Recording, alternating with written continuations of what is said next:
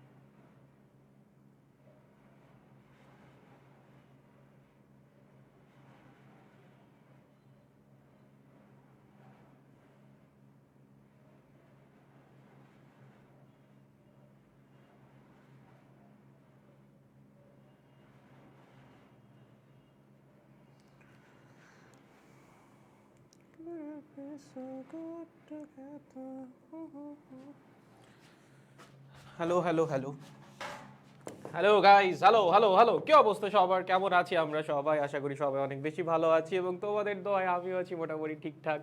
সবাইকে আদর্শ গ্যাসের 7 নম্বর লেকচারে স্বাগতম। আমরা অলমোস্ট শেষের দিকে চলে আসছি। ব্যাচ এলিটসটা শেষ হয়ে যাচ্ছে, ভাবলেই মনের মধ্যে একটু বুকের এক কোণায় চিনচিন করে ব্যথা করে। যাই হোক, দ্যাটস ওকে, সমস্যা নাই। প্রত্যেকটা ভালো জিনিসেরই একটা সুন্দর শেষ দরকার।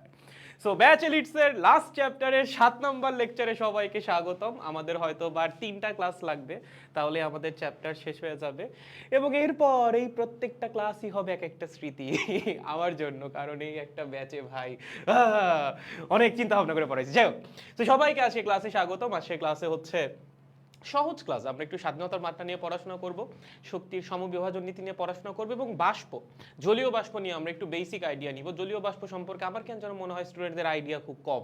তোমরা জলীয় বাষ্পের কনসেপ্টটা ভালো মতো বুঝতে পারো না। তো সেই কনসেপ্টগুলো হচ্ছে আমরা আজকে ক্লাসে ক্লিয়ার করব। ওকে, খুব বেশি লেন্দি ক্লাস না, 1.5 ঘন্টার মধ্যে ক্লাস শেষ হয়ে যাবে, এর চেয়ে বেশি সময় আসলে লাগবে না। তো সবাই আমাকে একটু জানাই দেন সবকিছু ঠিকঠাক আছে কিনা, আমার কথা ঠিকঠাক শুনতে পারতেছেন কিনা, সবকিছু ঠিকঠাক দেখতে পারতেছেন কিনা। যদি সবকিছু ঠিকঠাক থাকে আমরা দেরি না করে ক্লাস শুরু করে দিব। Let's go. আমাকে একবার বলে দাও সবকিছু ঠিক আছে কিনা, তারপর চলেন শুরু করে দিচ্ছি। ভালো আছেন? গুড মর্নিং দাদা। হ্যালো রনি, হ্যালো, কি অবস্থা? ভালো আছি, তুমি কেমন আছো? হ্যালো হ্যালো দাদা, কি লাইভে এসে ঘুমাই গেছেন নাকি? না না না, ছিছি, আস্তাগফিরুল্লাহ, ছিছি, আমি ঘুমাই না তো, আমার ঘুম টুম বলে কোনো কিছু নেই। আমি সারাক্ষণই জেগে থাকি, ঘুমাইলেও জেগেই থাকি, তোমাদের কথাই ভাবি, জীবনে আর কোনো কিছু নাই। যাই হোক, কেমন আছেন? এই তো নজরুল, কি খবর তোমার? ভালো আছি। চলেন, আশা করি সব ঠিকঠাক আছে। আমি সাউন্ড একবার চেক দিব। সাউন্ড, ইয়েস, পারফেক্ট, একদম পারফেক্ট। চলো শুরু করে দিচ্ছি। আর কোনো কথা নয়। এখানে এত লেখা উঠতেছে কেন? মনটাই খারাপ হয়ে যায়। দাঁড়াও, ক্যাপশন অফ করে নিই। ভাল লাগে না এত টেক্সট দেখতে, ভাল লাগে না, মানে হিজিবিজি কোনো কিছুই ভাল লাগে না। জিনিসপত্র থাকবে নিট অ্যান্ড ক্লিন। হিজিবিজি জিনিস জীবন, স্বাস্থ্য এবং মানসিক স্বাস্থ্যের জন্য ক্ষতিকর। তো চলেন আমরা আজকে কি নিয়ে পড়াশোনা করব? পড়াশোনা হবে হচ্ছে আজকে স্বাধীনতার মাত্রা নিয়ে। ওকে, ডিগ্রি অফ ফ্রিডম। বুঝতে অনেকের অনেক সমস্যা হয়, ডিগ্রি অফ ফ্রিডম কি জিনিস, কেন 3টা, কেন 5টা, কেন 6টা, অনেক কনফিউশন। হ্যাঁ, এখানে অনেক সংজ্ঞা টঙ্গাও লেখা আছে। এত কিছু চিন্তা ভাবনা করার দরকার নেই, যা যা বলবো খালি সেগুলো শুনে যাবা। যেভাবে যেভাবে মনে রাখতে বলবো সেভাবে মনে রাখবা, তাহলে দেখবা জীবনটা সুন্দর। আর ওভাবে মনে না রাখলে নিজের মতো করেও মনে রাখতে পারো, তাহলে জীবনটা আরেকটু সুন্দরও হইতে পারে আর একটু বেদনাও হইতে পারে। যাই হোক, আমি আমারটুকু বলে দিই। আসেন, ধরেন একটা গ্যাস আছে। ওকে, এই হচ্ছে একটা গ্যাস। এটা কি? এটা গ্যাস না, এটা হচ্ছে একটা পাত্র। একটা পাত্র হইতে পারে একটা সিলিন্ডার বা একটা gas chamber, it can be anything. Gas চেম্বারের মধ্যে কি আছে? গ্যাস চেম্বারের মধ্যে অবশ্যই গ্যাস আছে, তুমি আমি তো থাকবো না। চলো, এই হচ্ছে গ্যাস, গ্যাসের কণা। ওকে, এগুলা কি?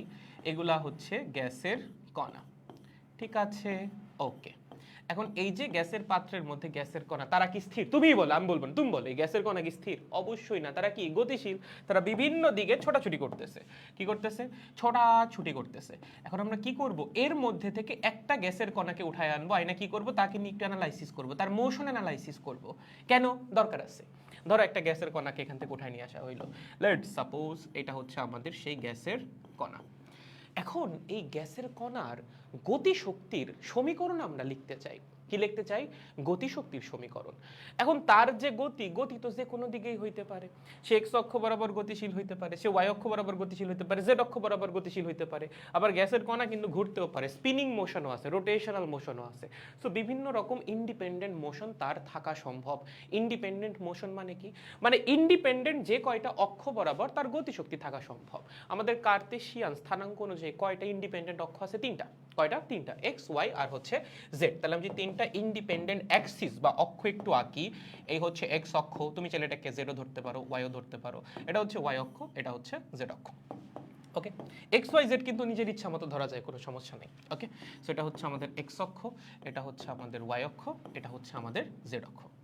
এখন এই যে গ্যাসের কণাটা, তার এক্স অক্ষ, ওয়াই অক্ষ এবং জেড অক্ষ বরাবর যাওয়ার সম্ভাবনা কত? আমরা পড়ে আসছিলাম কাইনেটিক থিওরি অফ গ্যাস, প্রত্যেকটা অক্ষ বরাবর এই গ্যাসের কণার যাওয়ার সম্ভাবনা সমান। তার মানে এই বরাবর তার যাওয়ার সম্ভাবনা 1/3, এই বরাবর যাওয়ার সম্ভাবনা 1/3, এই বরাবর যাওয়ার সম্ভাবনা 1/3। তার মানে এই গ্যাসের কণাটা যেদিকেই গতিশীল হোক না কেন, তার এক্স অক্ষ, ওয়াই অক্ষ এবং জেড অক্ষ বরাবর বেগের একটা কম্পোনেন্ট থাকবে। মনে আছে গ্যাসের কণার বেগকে আমরা কেমনে প্রকাশ করতাম? তার রৈখিক বেগকে। তার রৈখিক বেগকে আমরা প্রকাশ করতাম uxi plus uyj plus uz কে। ঠিক আছে, এভাবে প্রকাশ করতাম, তাই না? এটা হচ্ছে এক্স অক্ষ বরাবর কণার বেগের উপাংশ, এটা হচ্ছে ওয়াই অক্ষ বরাবর কণার বেগের উপাংশ এবং এটা হচ্ছে জেড অক্ষ বরাবর কণার বেগের উপাংশ। তাহলে আমার এই অক্ষ বরাবর কণার রৈখিক গতি থাকা সম্ভব। সেই অক্ষ বরাবর গতিশীল হইতে পারে, বা যেদিকেই গতিশীল হোক না কেন তার এই অক্ষ বরাবর গতির একটা উপাংশ থাকতে পারে। সিমিলারলি ওয়াই অক্ষ বরাবরও থাকতে পারে, জেড অক্ষ বরাবরও থাকতে পারে। এখন আমি যদি বলি এই কণার রৈখিক গতিশক্তির সমীকরণ লেখো, তখন তুমি কিভাবে লিখতে পারো জানো? তুমি লিখতে পারো এই কণার যে টোটাল রৈখিক গতিশক্তি সেটা হচ্ছে এক্স অক্ষ বরাবর তার রৈখিক গতিশক্তি প্লাস ওয়াই অক্ষ বরাবর তার রৈখিক গতিশক্তি প্লাস জেড অক্ষ বরাবর তার রৈখিক গতিশক্তি। নরমালি কেন যোগ করে দিচ্ছি, কেন ভেক্টর যোগ করতেছি না? শক্তি কি রাশি? স্কেলার রাশি। স্কেলার রাশি যোগ কেমনে করে? নরমাল যোগ ভাই। বলো এক্স অক্ষ বরাবর ওর গতিশক্তি কত হবে? ওর ভর যদি এম হয়, ওর ভর কত? এম। এক্স অক্ষ বরাবর ওর বেগ কত? U x. এবং আদর্শ গ্যাসের কণা নিউটনের গতিসূত্র মেনে চলে, তার মানে নিউটনিয়ান মেকানিক্স এখানে অ্যাপ্লিকেবল। নিউটনিয়ান মেকানিক্স অনুযায়ী গতিশক্তির ফর্মুলা কি? Half M v square. তাহলে বলো এক্স অক্ষ বরাবর গতিশক্তি কত হবে? Half M U x square. এটা হচ্ছে গতিশক্তির একটা ইন্ডিপেন্ডেন্ট টার্ম। এক্স অক্ষ বরাবর গতিশক্তি। ওয়াই অক্ষ বরাবর গতিশক্তি কত হবে? Half M U Y square. আর একটা ইন্ডিপেন্ডেন্ট টার্ম। জেড অক্ষ বরাবর গতিশক্তি কত হবে? Half M U Z square. Okay, তাহলে দেখো তো গতিশক্তির সমীকরণের মধ্যে কয়টা ইন্ডিপেন্ডেন্ট টার্ম আসছে? তিনটা আসছে। কারণ এই কণাটার যে ট্রান্সলেশনাল মোশন বা সরল রৈখিক গতি, সেটা এক্স অক্ষ বরাবরও হইতে পারে, জেড অক্ষ বরাবরও হইতে পারে, ওয়াই অক্ষ বরাবর হইতে পারে, জেড অক্ষ বরাবর হইতে পারে। সো তিনটা অক্ষ বরাবরই সরল রৈখিক গতি হওয়া সম্ভব। এর জন্য তার গতিশক্তির সমীকরণে কয়টা ইন্ডিপেন্ডেন্ট টার্ম আসছে? তিনটা।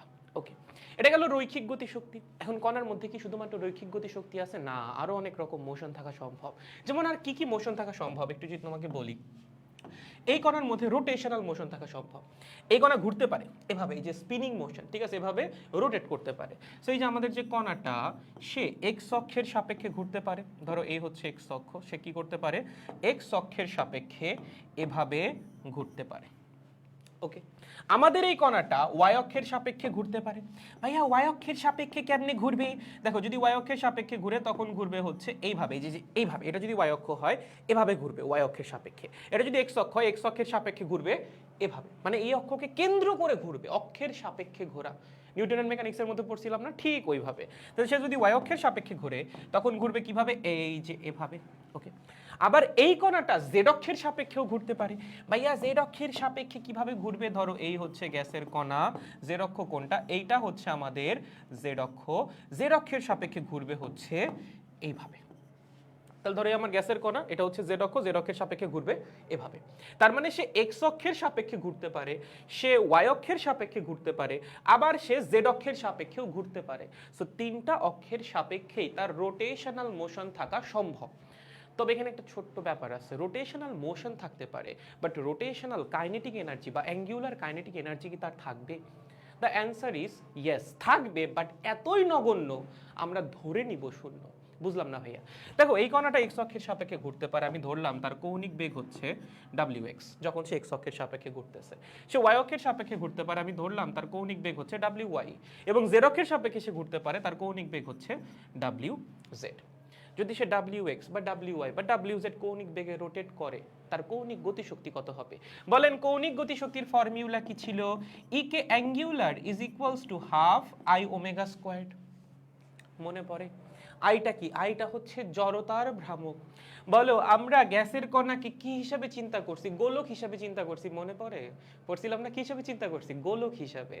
একটা গোলক তার ভরকেন্দ্রগামী অক্ষের সাপেক্ষে ঘুরতেছে, তার জড়তার ভ্রামক কত হবে?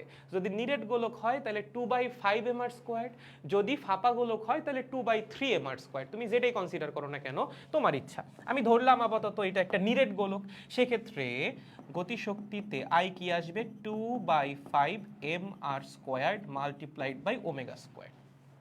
ওকে, এবার তুমি একটু চিন্তা করো, এই গতিশক্তির মানটা কি খুব বড় হবে? না, এই গতিশক্তির মান হবে খুবই কম।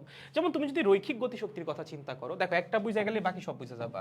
যদি তুমি রৈখিক গতিশক্তির কথা চিন্তা করো, রৈখিক গতিশক্তি কেমনে বের করতেছো? Half M V squared.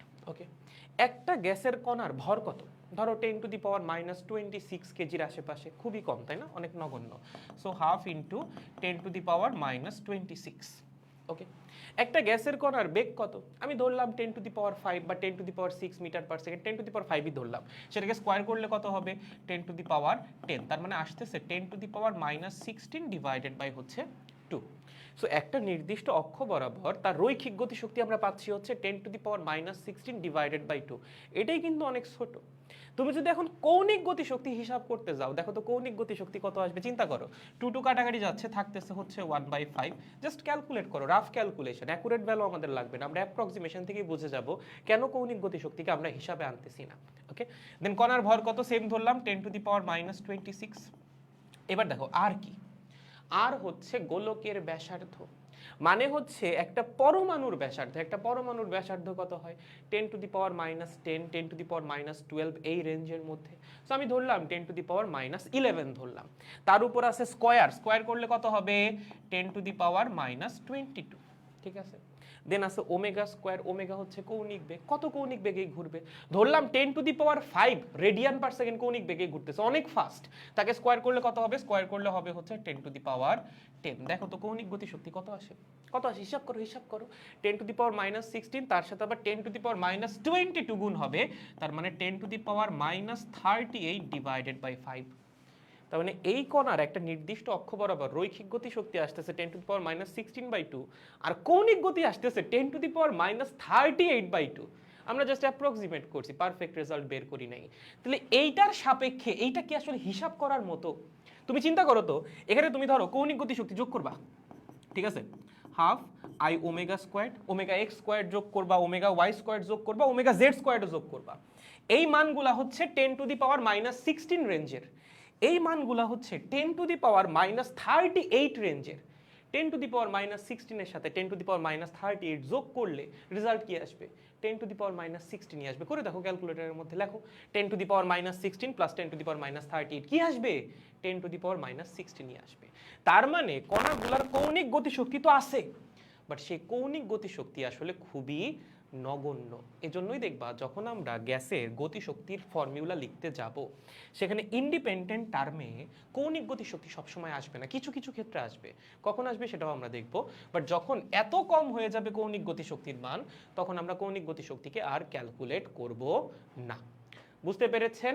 একদম সহজ। তো এভাবে হচ্ছে আমরা রৈখিক গতিশক্তি দেখব যে কতগুলা রৈখিক গতিশক্তির ইন্ডিপেন্ডেন্ট টার্ম আসা সম্ভব। আমরা কৌণিক গতিশক্তি দেখব কতগুলা কৌণিক গতিশক্তির ইন্ডিপেন্ডেন্ট টার্ম আসা সম্ভব।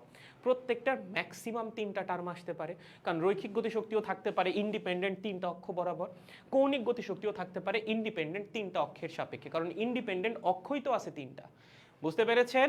সো এখানেও আসতে পারে হচ্ছে 3টা কৌণিক গতিশক্তির টার্ম। লেখ half ix omega x squared, half iy omega Y squared plus half iz omega Z squared. মানে এইটা হইতে পারে, ম্যাক্সিমাম এটা হইতে পারে, এর চেয়ে বেশি হওয়া সম্ভব না। তুমি যদি রৈখিক গতি আর কৌণিক গতি কনসিডার করো, ম্যাক্সিমাম গতিশক্তির ফর্মুলা বা সমীকরণ এইটা হইতে পারে এরকম 6টা ইন্ডিপেন্ডেন্ট টার্ম সহ। এর চেয়ে বেশি হওয়া সম্ভব না। সবসময় কি 6টাই হবে না? সবসময় 6টা হবে না। কেন 6টা হবে না? অনেক ক্ষেত্রেই তুমি দেখবা কৌণিক গতিশক্তি এতই কম চলে আসতেছে, এটাকে আমরা শূন্য হিসাবে কনসিডার করব। সো তখন আর আমরা আলাদাভাবে কৌণিক গতিশক্তি যোগ করব না। তাহলে দেখো এখানে আমি যে গতিশক্তির ফর্মুলা লিখলাম বা সমীকরণ লিখলাম, কয়টা গতিশক্তি কনসিডার করছি? মাথায় রাখবেন এখানে আমি গতিশক্তি কনসিডার করেছি 2টা। কয় ধরনের মোশন কনসিডার করা হয়েছে? 2 ধরনের কাইনেটিক মোশন। ওকে, 2 ধরনের কাইনেটিক মোশন। কি কি কাইনেটিক মোশন? একটা হচ্ছে লিনিয়ার মোশন, কি লিনিয়ার মোশন, আর একটা কি বলে? সেকেন্ডটা কি? সেকেন্ডটা হচ্ছে অ্যাঙ্গুলার মোশন বা রোটেশনাল মোশন। কি? Rotational motion. এই 2টা মোশন হচ্ছে আমরা কনসিডার করছি, কনসিডার করে হচ্ছে এই কৌণিক গতিশক্তির বা টোটাল গতিশক্তির ফর্মুলাটা লিখছি। এর বাইরেও দেখবা মাঝে মধ্যে আরও কিছু মোশন কনসিডার করা হয়, যেমন হচ্ছে ভাইব্রেশনাল মোশনটা মাঝে মধ্যে কনসিডার করা হয়। গ্যাসের কণা ভাইব্রেট করে, বাট গ্যাসের কণা হচ্ছে নর্মাল যে টেম্পারেচার, ধরো 20 ডিগ্রি সেলসিয়াস 30 ডিগ্রি সেলসিয়াস, এখানে ভাইব্রেশনাল মোশন দেখাবে না। ভাইব্রেশনাল মোশন দেখায় অনেক হাই টেম্পারেচারে, ধরো 5000 ডিগ্রি সেলসিয়াস 6000 ডিগ্রি সেলসিয়াস। যখন তুমি অনেক হাই টেম্পারেচারে নিয়ে যাবা তখন হচ্ছে ভাইব্রেশনাল মোশন কনসিডার করা লাগবে। তাহলে আমরা এখানে চাইলে ভাইব্রেশনাল মোশনও কনসিডার করতে পারি। লেখো ভাইব্রেশনাল মোশন। একটু কমপ্লেক্স লাগতেছে আমি জানি, একটু পর ক্লিয়ার হয়ে যাবে, একটু জাস্ট ধৈর্য। ভাইব্রেশনাল মোশন কনসিডার্ড হবে কখন? যখন আমরা অনেক হাই টেম্পারেচারে যাব। কি করব? অনেক হাই টেম্পারেচারে যাব, তখন আসবে হচ্ছে ভাইব্রেশনাল মোশন। এর ছাড়াও আরও অনেক মোশন আছে, তোমরা পরবর্তী ইঞ্জিনিয়ারিং পড়ার সময় পাবা। এখানে আরও মানে প্রায় 6 রকমের ডিগ্রি অফ ফ্রিডম নিয়ে তোমার পড়াশোনা করা লাগবে। 6 রকমের ডিগ্রি অফ ফ্রিডম মানে হচ্ছে তুমি কতগুলা ইউনিক টাইপের মোশন কনসিডার করছো। সো 6টা ইউনিক টাইপের মোশন কনসিডার করে হচ্ছে ডিগ্রি অফ ফ্রিডম বের করা সম্ভব। আরও বেশি হইতে পারে। আমরা যখন পড়ছিলাম তখন আমাদের 6টা পড়াইছিল আর কি, আমাদের বুয়েটে একটা কোর্স ছিল আইডিয়াল গ্যাসের উপর, থার্মোডাইনামিক্সের আর কি, তখন ওখানে হচ্ছে পড়ছিলাম 6 রকমের। ওকে, বাট আমাদের বইয়ে 2 রকম নিয়ে আলোচনা আছে। মাঝে মধ্যে হচ্ছে যদি একটু ইঞ্জিনিয়ারিংয়ে কঠিন ম্যাথ দিতে চায় তখন ভাইব্রেশনাল মোশনটাকে ইনক্লুড করে দিতে পারে। কিভাবে ডিল করবা শিখাই দিব, সমস্যা নেই। ওকে, তাহলে দেখেন আমরা এগুলা কেন লিখতেছি, এগুলার কি দরকার শুনো। একটা গ্যাসের গতিশক্তির সমীকরণে যতগুলা ইন্ডিপেন্ডেন্ট টার্ম থাকবে সেটাই তার ডিগ্রি অফ ফ্রিডম। কি? একটা গ্যাসের গতিশক্তির সমীকরণে যতগুলা ইন্ডিপেন্ডেন্ট টার্ম থাকবে সেটাই তার ডিগ্রি অফ ফ্রিডম। তাহলে চিন্তা করে দেখো, যদি আমি 2টা মোশন কনসিডার করি, একটা হচ্ছে লিনিয়ার মোশন আর একটা হচ্ছে রোটেশনাল মোশন, তাহলে একটা গ্যাসের কণার ম্যাক্সিমাম ডিগ্রি অফ ফ্রিডম কত হতে পারে? 6। এর চেয়ে বেশি কিন্তু হওয়া সম্ভব না এই 2 রকমের মোশন কনসিডার করলে। যদি তুমি নতুন কোনো মোশন কনসিডার করো তখন সেখানে নতুন ডিগ্রি অফ ফ্রিডম অ্যাড হইতে পারে, বাট এই 2টা মোশন যে 2টা তোমার বইয়ে কনসিডার করছে করে ডিগ্রি অফ ফ্রিডম 6 এর বেশি হওয়া সম্ভব না, কারণ এই 3টা মোশনের জন্য 3টা করে ইন্ডিভিজুয়াল কাইনেটিক এনার্জির টার্ম পাওয়া সম্ভব, 3টা অক্ষ বরাবর ইন্ডিপেন্ডেন্ট টার্ম পাওয়া সম্ভব। ওকে, এই পর্যন্ত বুঝছি? গুড। তাহলে আসেন আমরা হচ্ছে এখন একটু বিস্তারিত আলোচনায় যাব। স্বাধীনতার মাত্রা, একটা প্রিলিমিনারি আলোচনা আমরা পেয়ে গেছি। তাহলে স্বাধীনতার মাত্রা জিনিসটা কি? একটা গ্যাসের গতির সমীকরণে যতগুলা ইন্ডিপেন্ডেন্ট মোশন বা ইন্ডিপেন্ডেন্ট কাইনেটিক এনার্জির ইকুয়েশন বা কি বলে পার্ট বা সমীকরণ থাকা সম্ভব। সমীকরণ বলাটা ঠিক না, টার্ম বলতে পারো। একটা গ্যাসের অণু যে কাইনেটিক এনার্জি বা গতিশক্তির সমীকরণ, সেখানে যতগুলা ইন্ডিপেন্ডেন্ট টার্ম থাকবে সেটাই হচ্ছে কি তার ডিগ্রি অফ ফ্রিডম। ওকে, শুধুমাত্র গ্যাস না, অন্যান্য জিনিসেরও কিন্তু হইতে পারে, অন্য জিনিসেরও কিন্তু হওয়া সম্ভব। ওকে, তাহলে একটা গ্যাসের অণুর লেখেন গতিশক্তির সমীকরণে যতগুলা ইন্ডিপেন্ডেন্ট টার্ম থাকবে। ওকে, সমীকরণে যতগুলো ইন্ডিপেন্ডেন্ট টার্ম থাকবে সেটাই কি? সেটাই হচ্ছে তার ডিগ্রি অফ ফ্রিডম। এখন এই ডিগ্রি অফ ফ্রিডমকে, স্বাধীনতার মাত্রা বা ডিগ্রি অফ ফ্রিডমকে প্রকাশ করা হয় হচ্ছে ডফ দ্বারা। ডফ বলে এটাকে, দেখবা আমিও মাঝে মধ্যে ডফ ডফ করতেছি, ঠিক আছে? থার্মোডাইনামিক্সে মনে অনেকবার শুনছো অলরেডি, ডফ ডফ করছি। ডফটাই হচ্ছে ডিগ্রি অফ ফ্রিডম। আবার অনেক সময় এটাকে হচ্ছে এফ দ্বারাও প্রকাশ করা হয়, শুধুমাত্র এফ। বই আবার অনেক ক্ষেত্রে দেখবে এফ দিয়ে প্রকাশ করছে, ঠিক আছে? তাহলে দেখেন আমরা যে দুই রকমের গতি কনসিডার করলাম, মানে হচ্ছে নতুন নতুন গতির জন্য নতুন নতুন হচ্ছে তোমার ডিগ্রি অফ ফ্রিডম অ্যাড হবে। মানে বিভিন্ন রকমের গতি হওয়া সম্ভব, মানে গতিশক্তি হওয়া সম্ভব। যেমন সরলরৈখিক হইতে পারে, যেটা সবচেয়ে কমন, দেন রোটেশনাল হইতে পারে, ভাইব্রেশনাল হইতে পারে, দেন হচ্ছে টুইস্টিং মোশনও হওয়া সম্ভব, আরও সিসরিং মোশনও হওয়া সম্ভব, বিভিন্ন রকম হইতে পারে। সো আমরা কনসিডার করছি কি, আমরা কনসিডার করছি একটা হচ্ছে লিনিয়ার মোশন বা ট্রান্সলেশনাল মোশন। ওকে, সো লিনিয়ার মোশনের জন্য ম্যাক্সিমাম কয়টা হইতে পারে? ম্যাক্সিমাম হইতে পারে হচ্ছে তিনটা। এক্স অক্ষ বরাবর একটা সমীকরণ, ওয়াই অক্ষ বরাবর একটা সমীকরণ, জেড অক্ষ বরাবর আর একটা সমীকরণ। তাহলে তিনটা যদি ইন্ডিপেন্ডেন্ট টার্ম আমি পাই, সেখান থেকে আমি তিনটা ডিগ্রি অফ ফ্রিডম পাবো। ওকে, দেন হচ্ছে আমাদের সার্কিউলার মোশন কি বা রোটেশনাল মোশন। সার্কিউলার মোশন তার জন্য কয়টা হইতে পারে? ম্যাক্সিমাম তিনটা। একটা হচ্ছে এক্স অক্ষের সাপেক্ষে গ্যাসের কণা ঘুরতে পারে, তার জন্য একটা টার্ম পাবো গতিশক্তির সমীকরণের মধ্যে। ওয়াই অক্ষের সাপেক্ষে ঘুরতে পারে, তার জন্য একটা টার্ম পাবো। আবার জেড অক্ষের সাপেক্ষেও ঘুরতে পারে, তার জন্য একটা টার্ম পাবো। সবগুলো ইন্ডিপেন্ডেন্ট টার্ম, ঠিক আছে? আর একটা হচ্ছে আমাদের ভাইব্রেশনাল মোশন, যেটা বলতেছিলাম ভাইব্রেশনাল মোশন। এখানে একটু খেয়াল রাখতে হবে, এখানে ভাইব্রেশনাল মোশনের জন্য আমরা ডিগ্রি অফ ফ্রিডম পাবো হচ্ছে দুইটা। কয়টা? দুইটা। তবে এটা তখনই কেবলমাত্র কনসিডার করব যখন অনেক হাই টেম্পারেচার। কি? অনেক হাই টেম্পারেচার। তোমাদের বইয়ে এই জিনিসটা নাই, হ্যাঁ, বাট হচ্ছে ইঞ্জিনিয়ারিং এর মধ্যে চলে আসতে পারে। সো একটু মাথায় রেখো, যদি তোমাকে বলে দেয় যে vibrational degree of freedom consider করো, তুমি জাস্ট 2 যোগ করে দিবা। ধরো একটা গ্যাসের ডিগ্রি অফ ফ্রিডম হচ্ছে 5, তুমি জানো 5, অক্সিজেনের ডিগ্রি অফ ফ্রিডম 5।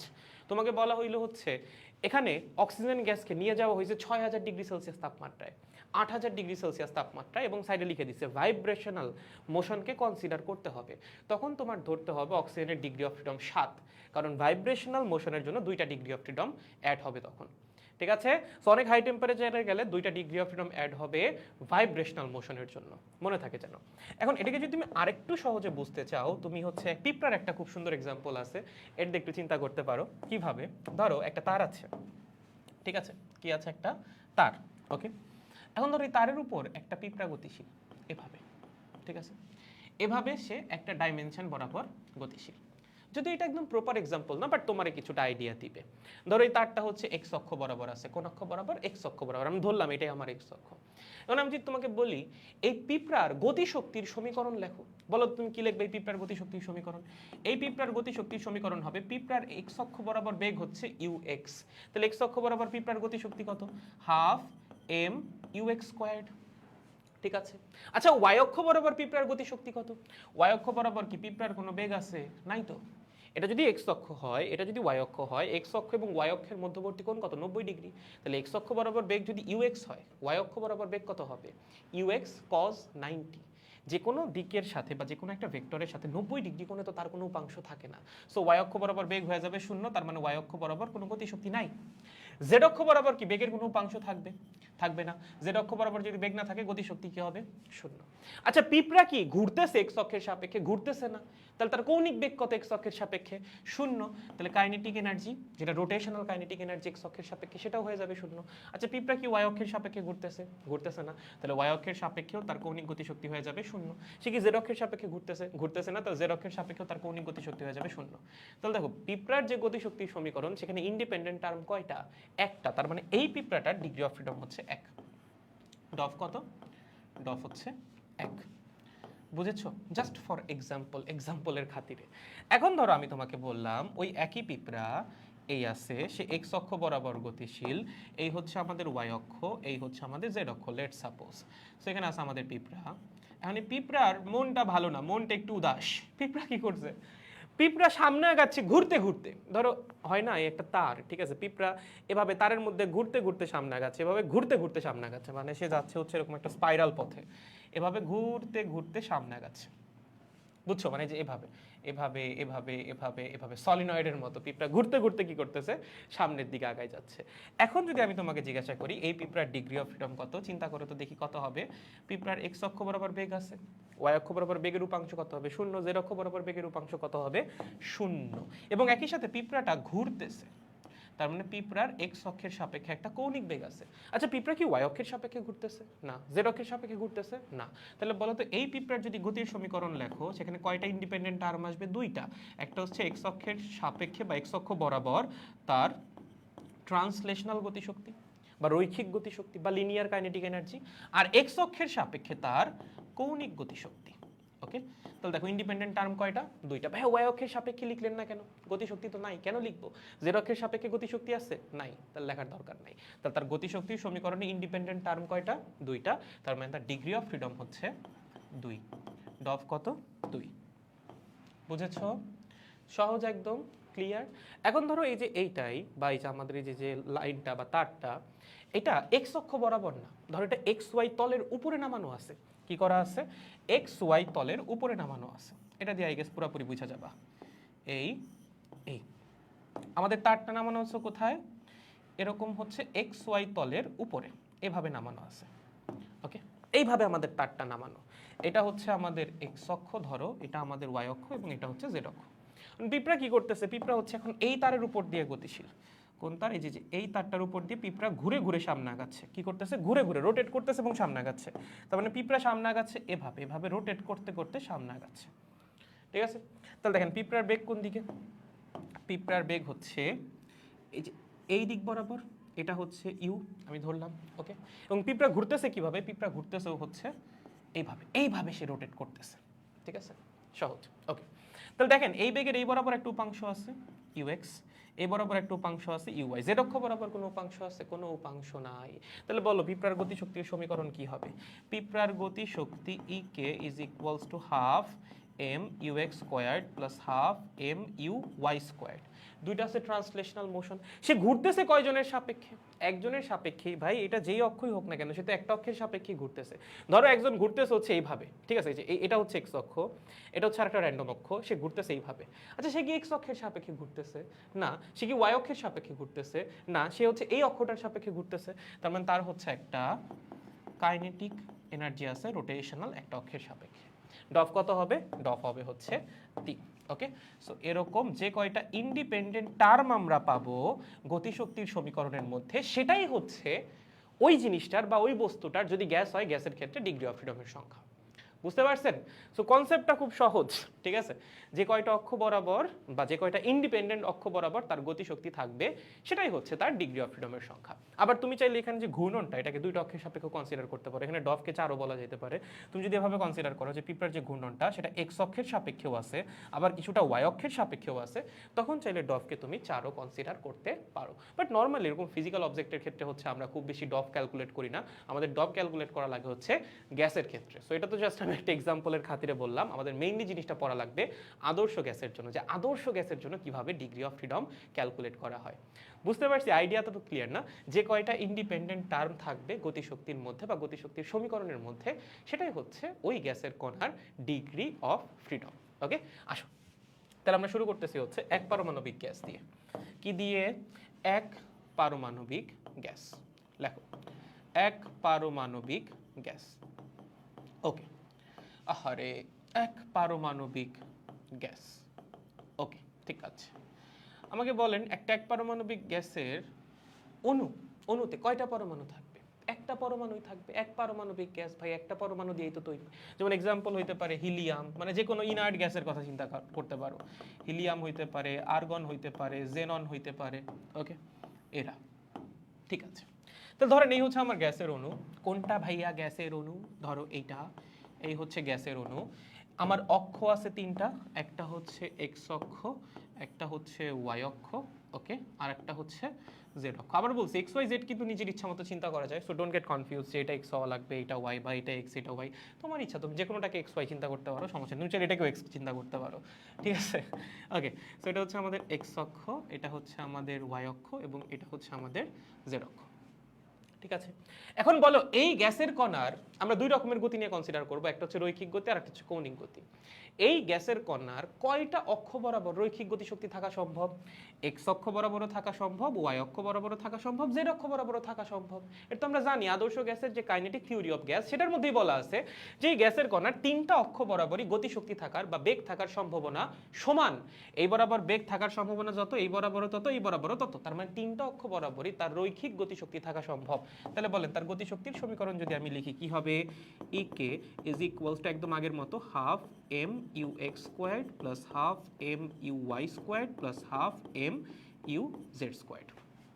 ঠিক আছে, তার মানে তিনটা অক্ষ বরাবরই রৈখিক গতিশক্তি থাকা সম্ভব। এবার কৌণিক গতিশক্তি কয়টা অক্ষের সাপেক্ষে থাকা সম্ভব? দেখো, কণাটা চাইলে অবশ্যই এক্স অক্ষের সাপেক্ষে ঘুরতে পারে, মানে হচ্ছে সে এইভাবে রোটেট করতে পারে এক্স অক্ষের সাপেক্ষে। কণাটা চাইলে ওয়াই অক্ষের সাপেক্ষে রোটেট করতে পারে ওইভাবে, আবার কণাটা চাইলে জেড অক্ষের সাপেক্ষেও রোটেট করতে পারে।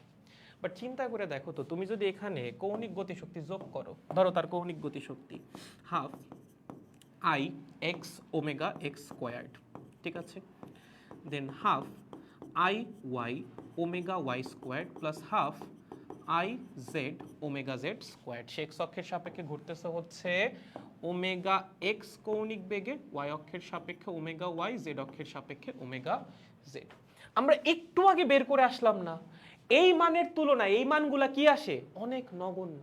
শুনো, কৌণিক গতিশক্তি আদর্শ গ্যাসের আছে, একদম যে নাই তা না, বাট রৈখিক গতিশক্তির সাপেক্ষে এই কৌণিক গতিশক্তি খুবই নগণ্য হয়ে যায় যখন গ্যাস তার নিজের মধ্যে দিয়ে যাওয়া অক্ষের সাপেক্ষে ঘোরে। বুঝো, আবারও বলতেছি, যখন গ্যাস তার নিজের মধ্যে দিয়ে যাওয়া অক্ষের সাপেক্ষে ঘোরে তখন কৌণিক গতিশক্তির মান এতটাই নগণ্য হয়ে যায় আমরা চাইলে সেটাকে শূন্য হিসেবে কনসিডার করতে পারি। আর একটা বার, যখন গ্যাস তার নিজের মধ্যে দিয়ে যাওয়া অক্ষের সাপেক্ষে ঘোরে বা নিজের ভরকেন্দ্রগামী অক্ষের সাপেক্ষে ঘোরে তখন সেখানে কৌণিক গতিশক্তির মান এতটাই নগণ্য হয়ে যায় আমরা চাইলে সেটাকে শূন্য হিসেবে কনসিডার করতে পারি। তুমি এখানে এক্স অক্ষের কথা চিন্তা করো, এটাও গ্যাসের ভরকেন্দ্রগামী অক্ষ। ওয়াই অক্ষের কথা চিন্তা করতে পারো, এটাও গ্যাসের ভরকেন্দ্রগামী অক্ষ।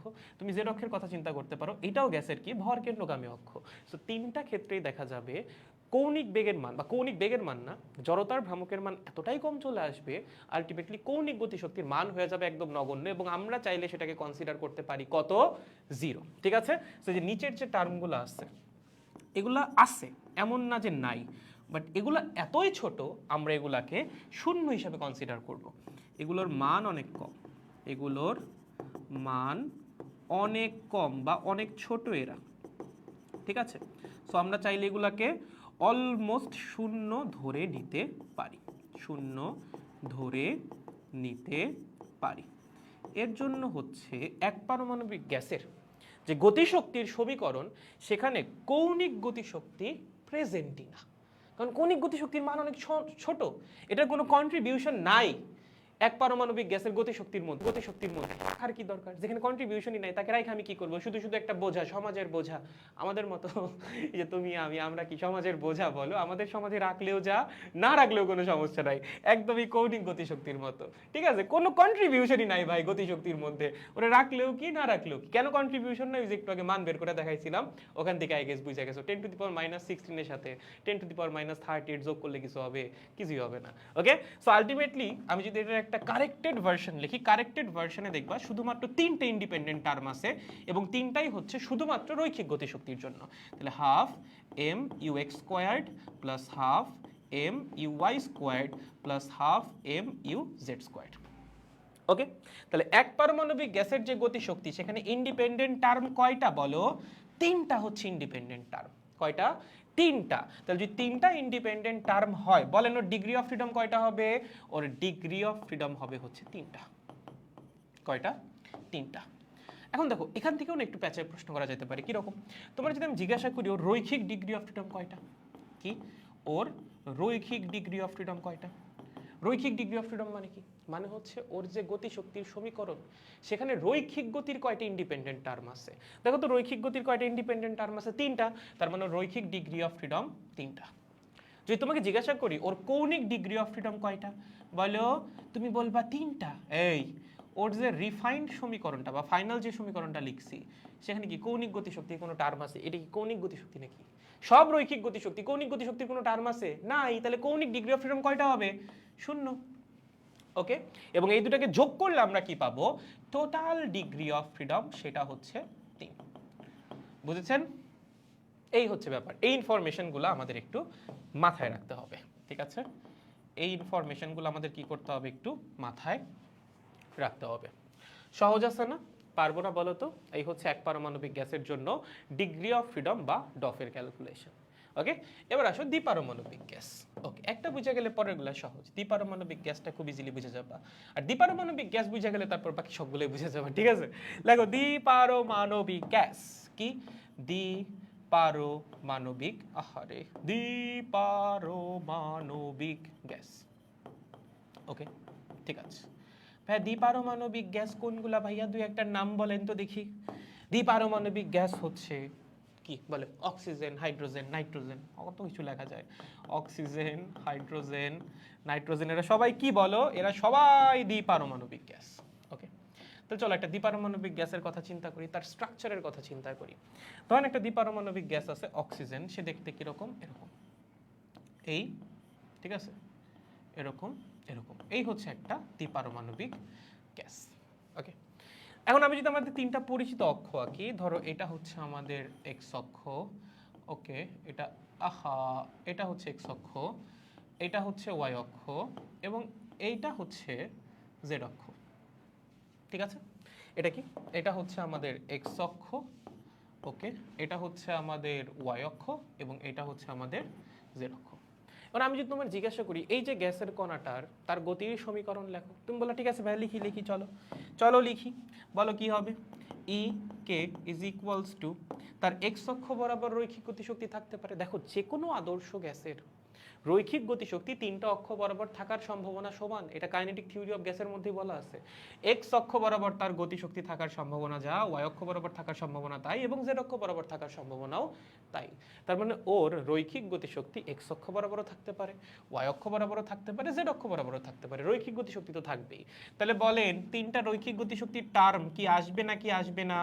আসবে, এগুলো সবসময় আসবে। রৈখিক গতিশক্তির যে টার্ম সেটা সবসময় আসবে।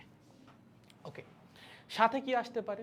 সাথে আসতে পারে হচ্ছে তিনটা কৌণিক গতিশক্তির টার্ম। দেখো, এই যে গ্যাসের কণাটা, ও এক্স অক্ষ বরাবর গতিশীল হইতে পারে, ও ওয়াই অক্ষ বরাবর গতিশীল হইতে পারে, ও জেড অক্ষ বরাবরও গতিশীল হইতে পারে। সো এক্স অক্ষ বরাবর যে ওর বেগ, ওটাকে আমরা ধরছিলাম হচ্ছে ইউ এক্স, ওয়াই অক্ষ বরাবর যে বেগ সেটাকে ধরছি ইউ ওয়াই, এবং জেড অক্ষ বরাবর যে বেগ সেটাকে ধরছি ইউ জেড। ওকে, এখন এই যে গ্যাসের কণাটা, সে এক্স অক্ষের সাপেক্ষে রোটেট করতে পারে ওমেগা এক্স কৌণিক বেগে। এভাবে এটা যদি এক্স অক্ষ হয়, এই ধরো হচ্ছে আমার কিভাবে দেখায়, ধরো এটা, ঠিক আছে, এটা হচ্ছে অক্সিজেন। সো সে যেভাবে ঘুরতে পারে এক্স অক্ষের সাপেক্ষে, ঠিক আছে, এভাবে ঘুরতে পারে। আবার সে চাইলে ওয়াই অক্ষের সাপেক্ষে ঘুরতে পারে। ওয়াই অক্ষের সাপেক্ষে কিভাবে ঘুরবে? দেখো, এটা অবস্থান করতেছে কিভাবে? এভাবে ওয়াই অক্ষ বরাবর। সো সে যদি ওয়াই অক্ষের সাপেক্ষে ঘুরে, তার ঘোরা লাগবে এমনি, ঠিক আছে? যখন এক্স অক্ষের সাপেক্ষে ঘুরছে, কেমনে ঘুরছে? যে এক্স অক্ষের সাপেক্ষে ঘুরছে এমনি, ঠিক আছে? এই যে এইভাবে রোটেট করবে এক্স অক্ষের সাপেক্ষে। যখন ওয়াই অক্ষের সাপেক্ষে রোটেট করবে, তখন রোটেট করা লাগবে এইভাবে। দেখো, এই যে ভর কেন্দ্রগামী অক্ষের সাপেক্ষে, তখন রোটেট করা লাগতেছে কিভাবে? ভর কেন্দ্রগামী অক্ষের সাপেক্ষে।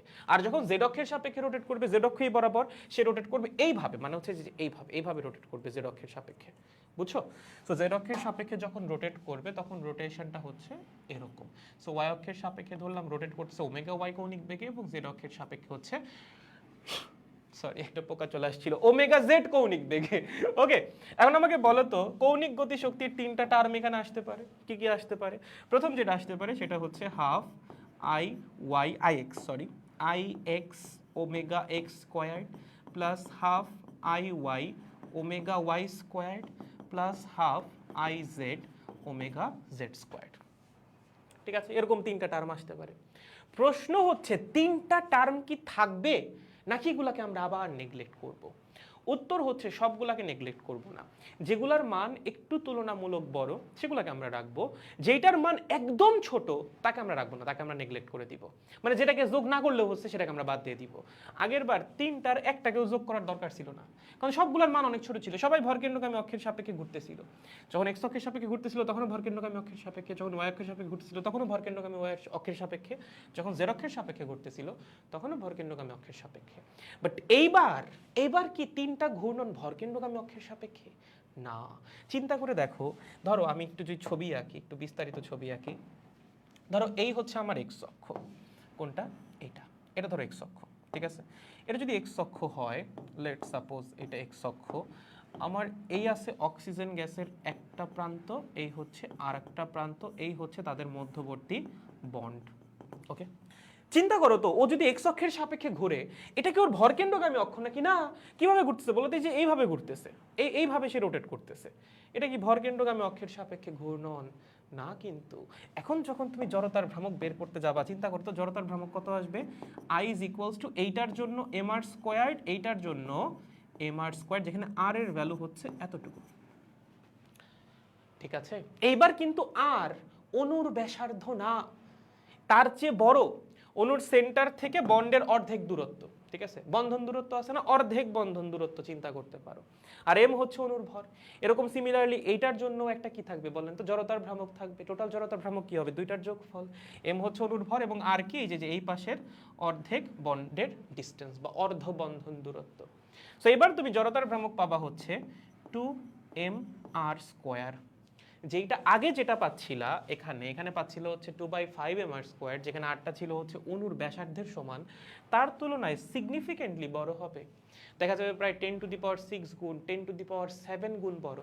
তার মানে এইবার কিন্তু জড়তার ভ্রামক বেশি। এবং তোমার কাছে মনে হতে পারে 10⁶, 10⁷ তো খুব বেশি বড় না। চিন্তা করো 10⁶ মানে হচ্ছে কত, 1 লাখ, 1 লাখ না 10 লাখ। 10⁷ মানে হচ্ছে 1 কোটি। ঠিক আছে, সো বড় না মানে কি 1 কোটি গুণ বড়, শক্তির মান আসতেছে 1 কোটি গুণ বড়। তুমি কি এটাকে কনসিডার করবা না? অবশ্যই করবা। সেম কাহিনী ঘটবে যখন এটা জেড অক্ষের সাপেক্ষে রোটেট করবে। চিন্তা করো, এই হচ্ছে জেড অক্ষ। ঠিক আছে, এই হচ্ছে আমাদের কি জেড অক্ষ, এটা এক্স অক্ষ ছিল, এখানে হচ্ছে এক্স অক্ষের সাপেক্ষে রোটেট করতেছে ওমেগা এক্স কৌণিক বেগে। তাহলে কৌণিক গতিশক্তি আসবে half I x omega x squared. Okay, এটা হচ্ছে আমাদের জেড অক্ষ। ওকে, এখানে আছে হচ্ছে আমাদের গ্যাসের কণা, অক্সিজেন গ্যাসের কণা। ওকে, যখন সে জেড অক্ষের সাপেক্ষে রোটেট করবে, কিভাবে রোটেট করবে, এই যে এইভাবে রোটেট করবে। আচ্ছা, এটা কি ভরকেন্দ্রগামী অক্ষের সাপেক্ষে ঘূর্ণন? না, অণুর ভরকেন্দ্র দিয়ে তো অক্ষ যায় নাই, তাই না? তো যখন ও এভাবে ঘুরবে, চিন্তা করে দেখো সেম কাহিনী ঘটবে আবার। এখানেও জড়তার ভ্রামক কত আসবে, I is equals to m r square plus m r square, যেখানে আর হচ্ছে এতটুকু, এই হচ্ছে আর। বুঝেছেন? সো আলটিমেটলি চলে আসবে হচ্ছে 2m r স্কোয়ার। বুঝছো? সো এখানেও জড়তার ভ্রামকটা কি আসবে, সিগনিফিকেন্টলি বড় আসবে। তুমি যখন অণুর ভরকেন্দ্রগামী অক্ষের সাপেক্ষে জড়তার ভ্রামক কনসিডার করতেছিলে, তার চেয়ে তো প্রায় 10⁶ গুণ, 10⁷ গুণ বড় আসবে। তার মানে এটাও কনসিডার করার মতো কৌণিক গতিশক্তি। এবার চিন্তা করো তো, ওয়াই অক্ষের সাপেক্ষে যে ঘূর্ণন, সেটারই কি তুমি কনসিডার করতে পারবা?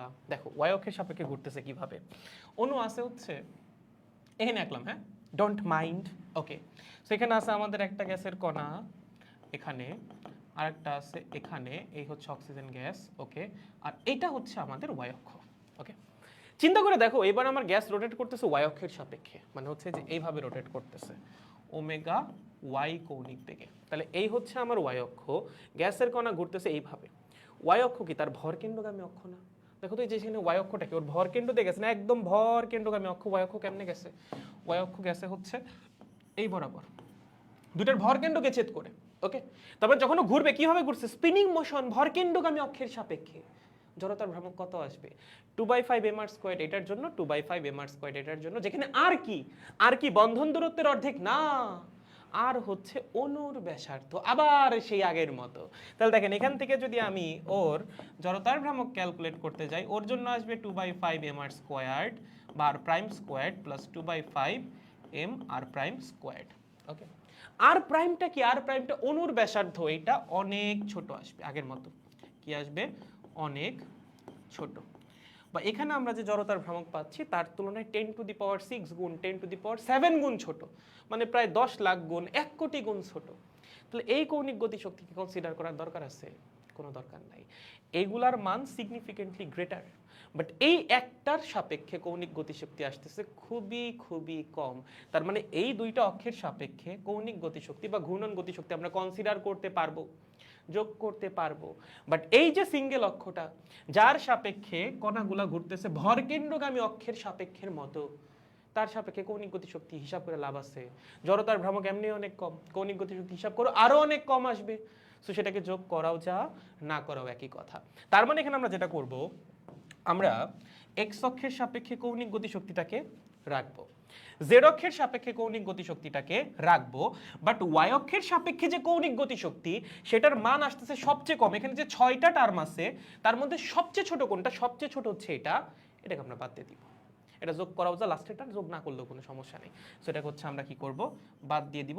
অলমোস্ট টেন্ডস টু জিরো, পুরোপুরি জিরো না, অলমোস্ট টেন্ডস টু জিরো। তাহলে বলেন তো এখানে গতিশক্তির সমীকরণ কি আসবে?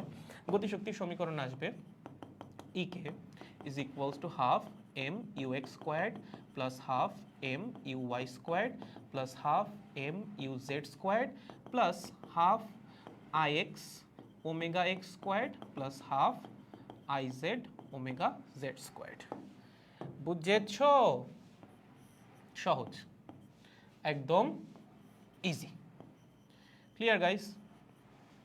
খুবই খুবই খুবই সহজ। তাহলে দেখেন তো গতিশক্তির যে সমীকরণ, এখানে ইন্ডিপেন্ডেন্ট টার্ম কয়টা? 5টা। এর জন্য দ্বিপারমাণবিক গ্যাসের ডিগ্রি অফ ফ্রিডম কয়টা হয়? ডিগ্রি অফ ফ্রিডম হয় 5টা। কয়টা হয়? 5টা। তাহলে আমরা প্রত্যেকটা আবার কি করব, যতগুলা টার্ম হওয়া সম্ভব, 6টা হওয়া সম্ভব 6টাকেই লিখবো। তারপর দেখবো সবচেয়ে ছোট কোনটা, ছোটটাকে বাদ দিয়ে দিব। যেমন এখানে এই 3টাই সমান পরিমাণ ছোট ছিল, 3টাকে বাদ দিয়ে দিয়েছিলাম। এইবার একটা বেশিই ছোট, বাকি দুটো তাও কনসিডারেবল, একটা বেশিই ছোট কৌণিক গতিশক্তি, ওটাকে বাদ দিব, বাকি দুটাকে রাখবো। ঠিক আছে? তাহলে বলেন তো এখানে যদি আপনাকে জিজ্ঞাসা করা হয় এখানে রৈখিক ডফ কয়টা বা রৈখিক ডিগ্রি অফ ফ্রিডম কয়টা? বলো রৈখিক ডফ মানে কি? মানে গতিশক্তির সমীকরণে রৈখিক গতিশক্তির কয়টা ইন্ডিপেন্ডেন্ট টার্ম আছে? দেখো দেখো, দেখে বলো, 1টা 2টা 3টা, গুনতে পারো তো নাকি? 1 2 3, তার মানে রৈখিক ডফ হচ্ছে 3টা। যদি বলা হয় কৌণিক ডফ কয়টা? কি ভাইয়া কৌণিক ডফ কয়টা? বলো কৌণিক গতিশক্তির কয়টা ইন্ডিপেন্ডেন্ট টার্ম আছে? 1টা 2টা, তার মানে কৌণিক ডফ হচ্ছে 2টা। টোটাল ডফ কয়টা? টোটাল ডফ হচ্ছে 5টা। দুটাকে যোগ করে দিলে আমরা কি পাবো? টোটাল ডফ পেয়ে যাব। বুঝেছেন? এই হচ্ছে আমাদের ডিগ্রি অফ ফ্রিডমের কাহিনী দ্বিপারমাণবিক গ্যাসের জন্য। দ্বিপারমাণবিক যে কোনো গ্যাসের যদি তুমি দুই রকম গতিশক্তি কনসিডার করো, রৈখিক গতিশক্তি আর হচ্ছে কৌণিক গতিশক্তি বা রোটেশনাল মোশন, সেক্ষেত্রে ডিগ্রি অফ ফ্রিডম কয়টা আসবে? টোটাল 5টা। 3টা হচ্ছে রৈখিক আর 2টা হচ্ছে কৌণিক। আর যদি অনেক হাই টেম্পারেচারে নিয়ে যাও তখন ভাইব্রেশনাল ডফ আসবে 2টা। সো আলটিমেট তখন টোটাল ডফ হয়ে যাবে হচ্ছে 7টা। বাট যদি শুধুমাত্র লিনিয়ার এবং রোটেশনাল কাইনেটিক এনার্জি কনসিডার করো সেক্ষেত্রে ডফ হচ্ছে 5টা। ওকে? আর ভাইব্রেশন সহ কনসিডার করলে 7টা। নর্মালি ভাইব্রেশন আসে না, সো ভাইব্রেশন ছাড়াই চিন্তা করতে পারো 5টা। পারবো? এই হচ্ছে এক পারমাণবিক গ্যাস, এই হচ্ছে দ্বিপারমাণবিক গ্যাস। এবার আসেন বহু পারমাণবিক গ্যাস। এবার কি? বহু পারমাণবিক গ্যাস। এখন এই বহু পারমাণবিক গ্যাসের আবার 2টা ক্যাটাগরি আছে। একটা হচ্ছে বহু পারমাণবিক লিনিয়ার গ্যাস, পরীক্ষায় এটাই কেন যেন আসে। আর একটা হচ্ছে বহু পারমাণবিক নন লিনিয়ার গ্যাস। ওকে? তাহলে লেখেন প্রথম যেটা, সেটা হচ্ছে বহু পারমাণবিক লিনিয়ার গ্যাস। লেখো বহু পারমাণবিক কি গ্যাস? ব্র্যাকেটে লেখো লিনিয়ার গ্যাস। ওকে? আচ্ছা, লিনিয়ার গ্যাস মানে কি? বহু পারমাণবিক লিনিয়ার গ্যাস, এইটার মানে কি ভাইয়া? বহু পারমাণবিক লিনিয়ার গ্যাস মানে হচ্ছে যেই গ্যাসের অণুগুলাতে 2 এর অধিক পরমাণু আছে এবং যাদের গাঠনিক সংকেতটা লিনিয়ার, সরল রৈখিক। এক্সাম্পল হতে পারে কার্বন ডাইঅক্সাইড। যেমন এক্সাম্পল কি? কার্বন, পরীক্ষা আসলে এটাই আসবে, কার্বন ডাইঅক্সাইডই আসবে। ঠিক আছে? দেখবো কার্বন ডাইঅক্সাইড থেকে সবচেয়ে বেশি প্রশ্ন আসে, কারণ এখানেই পোলাপান কনফিউজটা হয়। পোলাপান মনে করে কার্বন ডাইঅক্সাইডের ডফ মনে হয় 6টা। না, কার্বন ডাইঅক্সাইডের ডিগ্রি অফ ফ্রিডম 5টা যদি তুমি শুধুমাত্র রৈখিক আর কৌণিক ডিগ্রি অফ ফ্রিডম কনসিডার করো। ভাইব্রেশন কনসিডার করলে 7টা। দেখো কার্বন ডাইঅক্সাইডের গাঠনিক সংকেত কিরকম? আই গেস আমরা সবাই জানি, এই হচ্ছে COO। দেখো তো গাঠনিক সংকেতটা পুরাপুরি কার মতো? দ্বিপারমাণবিক গ্যাসের মতো না। এরকম সরল রৈখিক গাঠনিক সংকেত তুমি কোথায় দেখছো? একটু আগেই দেখছো, দ্বিপারমাণবিক গ্যাসে। সো যেহেতু ওর গাঠনিক সংকেত দ্বিপারমাণবিক গ্যাসের মতো, ওর ডিগ্রি অফ ফ্রিডম সংখ্যাও পুরোপুরি দ্বিপারমাণবিক গ্যাসের মতো। যেমন দেখেন, আপনি যদি একটু কার্বন ডাইঅক্সাইড আঁকেন, এই হচ্ছে একটা অণু, ওকে, এই হচ্ছে আরেকটা অণু, এই হচ্ছে আরেকটা অণু, এই এই ওকে। এবার অক্ষগুলো আঁকো। দেখো এখন তোমার জন্য হিসাব খুব সহজ। এই হচ্ছে একটা অক্ষ, ওকে, আর এই হচ্ছে আমাদের জেড অক্ষ, ঠিক আছে, এই হচ্ছে আমাদের ওয়াই অক্ষ, ঠিক আছে। দেখো তুমি এবার একবারে হিসাব করতে পারবা, আগে আঁকো তারপর হিসাব করো। এই হচ্ছে এক্স, এই হচ্ছে ওয়াই, এই হচ্ছে জেড। দেখো এই গ্যাসের কণা এক্স অক্ষ বরাবর সামনে আগাইতে পারে, ওয়াই অক্ষ বরাবর সামনে আগাইতে পারে, জেড অক্ষ বরাবরও সামনে আগাইতে পারে। তার মানে তার রৈখিক গতিশক্তি হইতে পারে 3টা অক্ষ বরাবরই। সো আমি যদি গতিশক্তির সমীকরণ লিখতে যাই, রৈখিক গতিশক্তির অবশ্যই 3টা টার্ম চলে আসবে, half M U x squared plus half M U Y squared plus half M U Z squared. কৌণিক গতিশক্তির কথা চিন্তা করো। ও এক্স অক্ষের সাপেক্ষে ঘুরতে পারে। কি করতে পারে? এক্স অক্ষের সাপেক্ষে ঘুরতে পারে। ও চাইলে ওয়াই অক্ষের সাপেক্ষেও ঘুরতে পারে। ওকে, ইউ এক্স কেন লিখলাম? ডাব্লিউ এক্স লেখো, কি ডাব্লিউ এক্স। ওকে, ওয়াই অক্ষের সাপেক্ষে ঘুরতে পারে ডাব্লিউ ওয়াই। ও আবার চাইলে জেড অক্ষের সাপেক্ষেও ঘুরতে পারে ডাব্লিউ জেড। তার মানে ওর যে কৌণিক গতিশক্তি তিনটা অক্ষ বরাবর থাকা সম্ভব। একটা হচ্ছে এক্স অক্ষের সাপেক্ষে half I X W X squared, একটা হচ্ছে ওয়াই অক্ষের সাপেক্ষে half I Y W Y squared, আর একটা হচ্ছে জেড অক্ষের সাপেক্ষে half I Z W Z squared. এই হচ্ছে ওর গতিশক্তির সমীকরণ হওয়া সম্ভব। এবার তুমি চিন্তা করো এই সমীকরণের মধ্যে কোনটা কোনটা থাকবে। তুমি অলরেডি জানো রৈখিক গতিশক্তি সবগুলো থাকবে, কারণ এখানে রৈখিক গতিশক্তির মানটাই বড় হয়, সেগুলোকে বাদ দেওয়ার কোনো সুযোগই নেই। কৌণিক গতিশক্তির কোনটা কোনটা থাকবে দেখো। যখন ও এক্স অক্ষের সাপেক্ষে ঘুরতেছে, এই হচ্ছে এক্স অক্ষ, যখন এক্স অক্ষের সাপেক্ষে ঘুরতেছে কিভাবে ঘুরতেছে? এভাবে।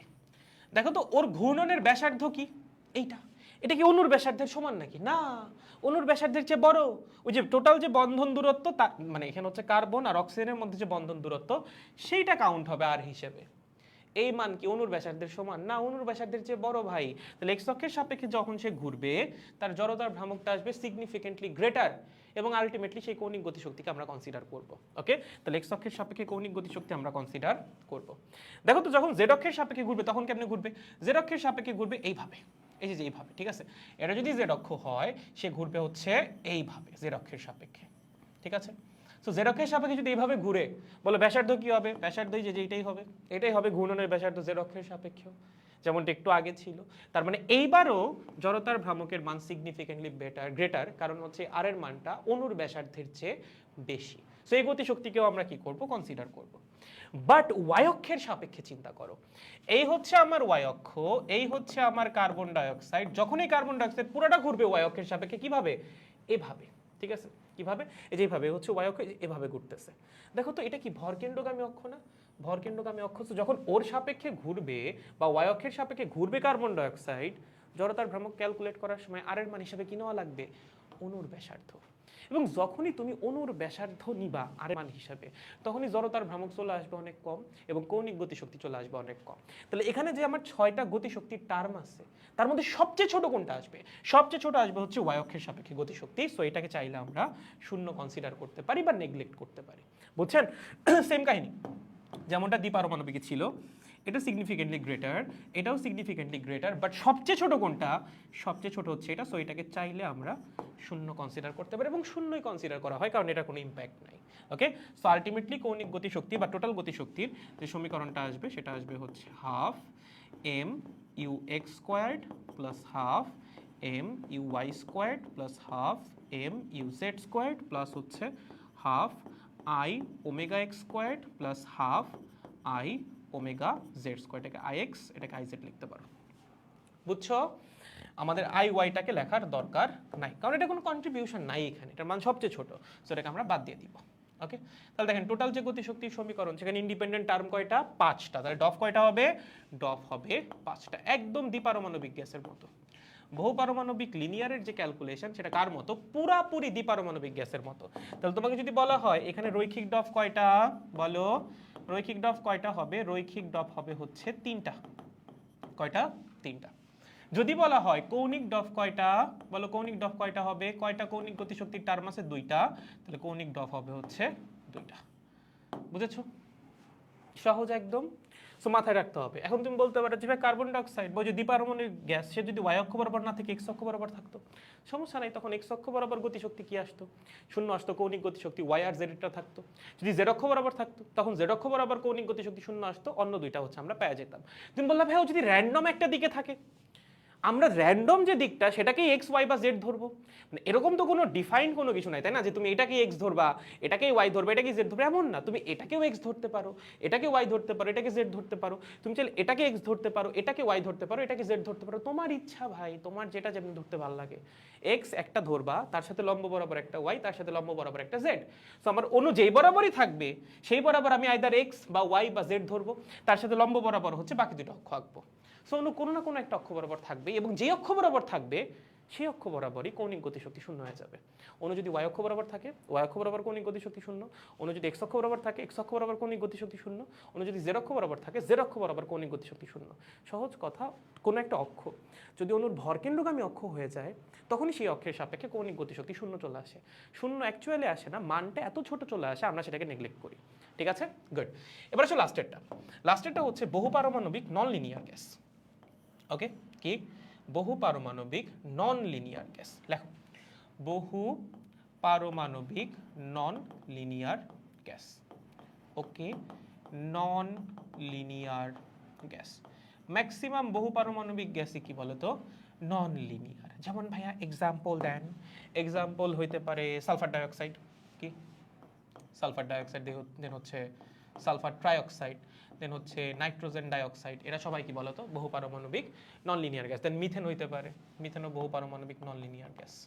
ঠিক আছে, এক্সাম্পলগুলো চাইলে লিখে রাখতে পারো। ওকে, এবার এদের ডিগ্রি অফ ফ্রিডম কেমনে ক্যালকুলেট করব? চলো সালফার ট্রাইঅক্সাইডের ছবি আঁকি। সালফার ট্রাইঅক্সাইডের গাঠনিক সংকেত কিরকম? এই, ঠিক আছে, এরকম এরকম। ওকে, তো যদি এটার স্ট্রাকচারটা আমি আঁকি, জাস্ট অণু দিয়ে চিন্তা করি বা পরমাণু দিয়ে, এই হচ্ছে সালফার, ওকে, এখানে আছে হচ্ছে একটা অক্সিজেন, ওকে, এখানে আছে হচ্ছে আর একটা অক্সিজেন, এখানে আছে হচ্ছে আর একটা অক্সিজেন। ঠিক আছে, এবার তুমি তিনটা অক্ষ আঁকো। তিনটা অক্ষের মধ্যে একটা হচ্ছে এই আমাদের এক্স অক্ষ, এই, ঠিক আছে, এই হচ্ছে আমাদের ওয়াই অক্ষ, ঠিক আছে, এবং এই হচ্ছে আমাদের জেড অক্ষ। ওকে, এবার দেখো এটা আমাদের কি এক্স অক্ষ, এটা আমাদের ওয়াই অক্ষ, এটা হচ্ছে আমাদের জেড অক্ষ। আমি সালফার ট্রাইঅক্সাইড পুরোটাই কি করতে পারে? এক্স অক্ষ বরাবর আসতে পারে, তার মানে এক্স অক্ষ বরাবর রৈখিক গতিশক্তি থাকা সম্ভব। সালফার ট্রাইঅক্সাইড পুরোটা ওয়াই অক্ষ বরাবর যেতে পারে, তার মানে ওয়াই অক্ষ বরাবর রৈখিক গতিশক্তি থাকা সম্ভব। এবং সালফার ট্রাইঅক্সাইড পুরোটা জেড অক্ষ বরাবর যেতে পারে। আমরা জানি কাইনেটিক গ্যাস থিওরি থেকে প্রত্যেকটা অক্ষ বরাবর যাওয়ার সম্ভাবনা সমান। তো তিনটা অক্ষ বরাবরই তার রৈখিক গতিশক্তি থাকা সম্ভব। এবং রৈখিক গতিশক্তি থাকবেই ভাই, এটাই তো সবচেয়ে সিগনিফিকেন্ট, তাই না? দেখবা প্রত্যেকের কিন্তু রৈখিক ডফ ছিল তিনটা। রৈখিক ডফ বাদ দেওয়ার কোনো সুযোগ নাই, কারণ গতিশক্তির মধ্যে মেইন যে শক্তিটা সেটা আসতেছেই রৈখিক ডফ থেকে। ওকে, তাহলে আসেন, মানে আমরা যদি ওই মানে নিউটনের মেকানিক্সের ক্যালকুলেশন থেকে যাই তাহলে আর কি।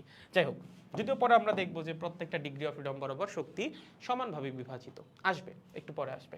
ওকে, তাহলে এখানে আমাকে বলেন তো, আমি যদি গতিশক্তির টার্ম লিখি, ইকে ইজ ইকুয়ালস টু, বলো রৈখিক গতিশক্তির দুটো টার্ম আসবে, তিনটা টার্ম আসবে, half M U x squared plus half M U Y squared plus half M U Z squared.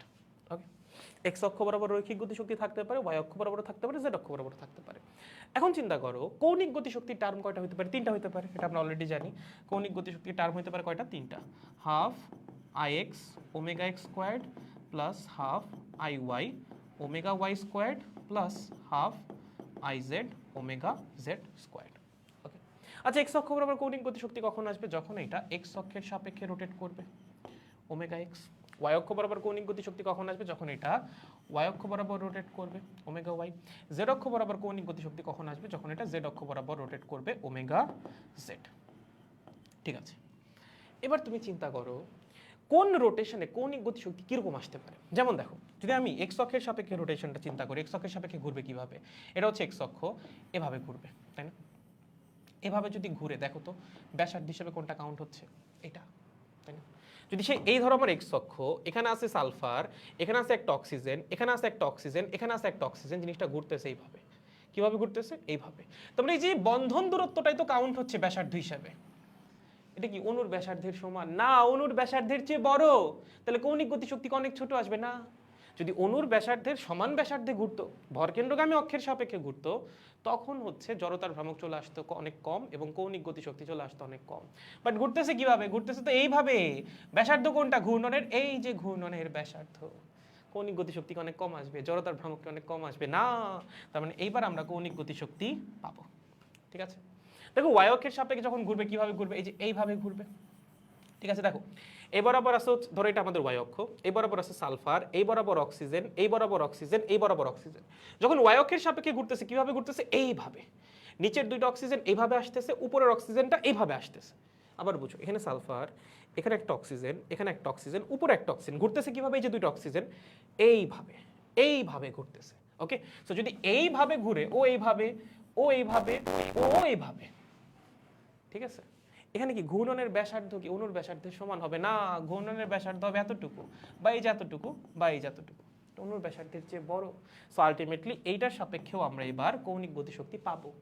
যেখানে অণুর ব্যাসার্ধের চেয়ে বেশি ব্যাসার্ধ আমরা দেখবো ঘূর্ণনের সময়, আমরা বুঝবো ওখানেই জড়তার ভ্রামক সিগনিফিকেন্ট, ওখানেই কৌণিক গতিশক্তি পাওয়া যাচ্ছে, ওটাকে আমরা ডভ হিসেবে ক্যালকুলেট করব বা ওই ইন্ডিপেন্ডেন্ট টার্মটাকে আমরা গতিশক্তির মধ্যে নিব। এটা সিস্টেম এভাবেই ক্যালকুলেট করে আর কি। আর যদি জেড অক্ষের সাপেক্ষে ঘুরাও, চিন্তা করো, এটা হচ্ছে জেড অক্ষ, এখানে আছে সালফার, এখানে আছে অক্সিজেন, এখানে আছে আরেকটা অক্সিজেন, এখানে আছে আরেকটা অক্সিজেন। ঘুরবে কিভাবে? এই যে এইভাবে, এইভাবে ঘুরবে জেড অক্ষের সাপেক্ষে। তার মানে জেড অক্ষের সাপেক্ষে ঘুরতেছে এভাবে, ঠিক আছে, এটা এভাবে, এটা এভাবে। ওকে, আমি ধরলাম ওর জন্য জড়তার ভ্রামক অনেক কম, কারণ ভরকেন্দ্রগামী অক্ষ, ওর জন্য জড়তার ভ্রামক অনেক কম, কারণ ভরকেন্দ্রগামী অক্ষ। বাট আরো দুইজন তো আছে, এরা ঘুরতেছে কেমনে? এমনি জেড অক্ষের সাপেক্ষে, এই হচ্ছে জেড অক্ষ, এভাবে ঘুরতেছে। ওকে, এবং সেই ঘূর্ণনের ব্যাসার্ধ কতটুকু? এই যে এতটুকু। এটা কি অণুর ব্যাসার্ধের চেয়ে বেশি না? বেশি। তো জড়তার ভ্রামক কি বড় আসবে না? আসবে। কৌণিক গতিশক্তি কি পাবো না? সিগনিফিকেন্টলি গ্রেটার পাবো। এবার তিনটা অক্ষ বরাবরই ঘূর্ণন গতিশক্তি পাওয়া যাবে। সো এবার কোনোটাকেই তুমি শূন্য কনসিডার করতে পারবে না, সবাই অলমোস্ট সিমিলার রেঞ্জে, কাউকেই বাদ দেওয়া যাবে না। এজন্যই যখন আমরা বহু পারমাণবিক লিনিয়ার গ্যাসে যাই তখন আমাদের ডভ কয়টা আসে বলো? নিজেই চিন্তা করো তো দেখি, কয়টা ইন্ডিপেন্ডেন্ট টার্ম পাইছো? টোটাল ইন্ডিপেন্ডেন্ট টার্ম আমরা পাইছি 6টা কৌণিক গতিশক্তির মধ্যে, দুই রকমের মোশন কনসিডার করে। তাহলে ডভ কত হবে? ডভ হবে হচ্ছে 6 বা 6। ওকে, তাহলে বলো রৈখিক ডভ কয়টা? রৈখিক গতিশক্তির কয়টা ইন্ডিপেন্ডেন্ট টার্ম আছে? 3টা। তাহলে রৈখিক ডভ হচ্ছে 3। কৌণিক গতিশক্তির কয়টা ইন্ডিপেন্ডেন্ট টার্ম আছে? 3টা। তাহলে কৌণিক ডভ হচ্ছে 3। টোটাল ডভ কয়টা? টোটাল ডভ হচ্ছে 6টা। ঠিক আছে, বুঝেছেন? এই হচ্ছে আমাদের কাহিনী। 4 রকমের গ্যাস, 4 রকমের ডিগ্রি অফ ফ্রিডম, এটা একটু মাথায় রাখা লাগবে। ওকে, তোমার এই থিওরিটিক্যাল আলোচনা বা এক্সপ্লেনেশন খুব বেশি না জানলেও কোনো সমস্যা নাই। জাস্ট হচ্ছে কারো যদি জ্ঞানের আলোকে আলোকিত হওয়ার ইচ্ছা থাকে তার জন্য হচ্ছে এই আলোচনা। ঠিক আছে, যদিও চাইলেও অনেক বেশি ডিটেলস আলোচনা করতে পারলাম না, চাইলে আরও ডিটেলসে আলোচনা করা সম্ভব। আসেন আমি হচ্ছে একটু ছক করে দিই, ছক করে দিলে আপনাদের মনে রাখতে সুবিধা হবে। ছকটা কিন্তু আমাদের লাগবেই লাগবে। ছক যদি ভুলে যায় জীবন কি হবে বলো তো? বলো আমার সাথে সাথে বলো, জীবন হবে বেদনা। ঠিক আছে, এই ছক ভোলা যাবে না। ওকে, সো এখানে লেখো গ্যাস, ঠিক আছে, একটা, দেন হচ্ছে এই একটা, ওকে, এই বরাবর দাও একটা, ঠিক আছে, এবং এই বরাবর দাও হচ্ছে আর একটা। ওকে, চলো লাইন টানো। এখানে হচ্ছে বিভিন্ন টাইপের গ্যাস আমাদের। ওকে, এখানে হচ্ছে রৈখিক ডফ, ওকে, এখানে হচ্ছে কৌণিক ডফ, আর ওখানে হচ্ছে টোটাল ডফ।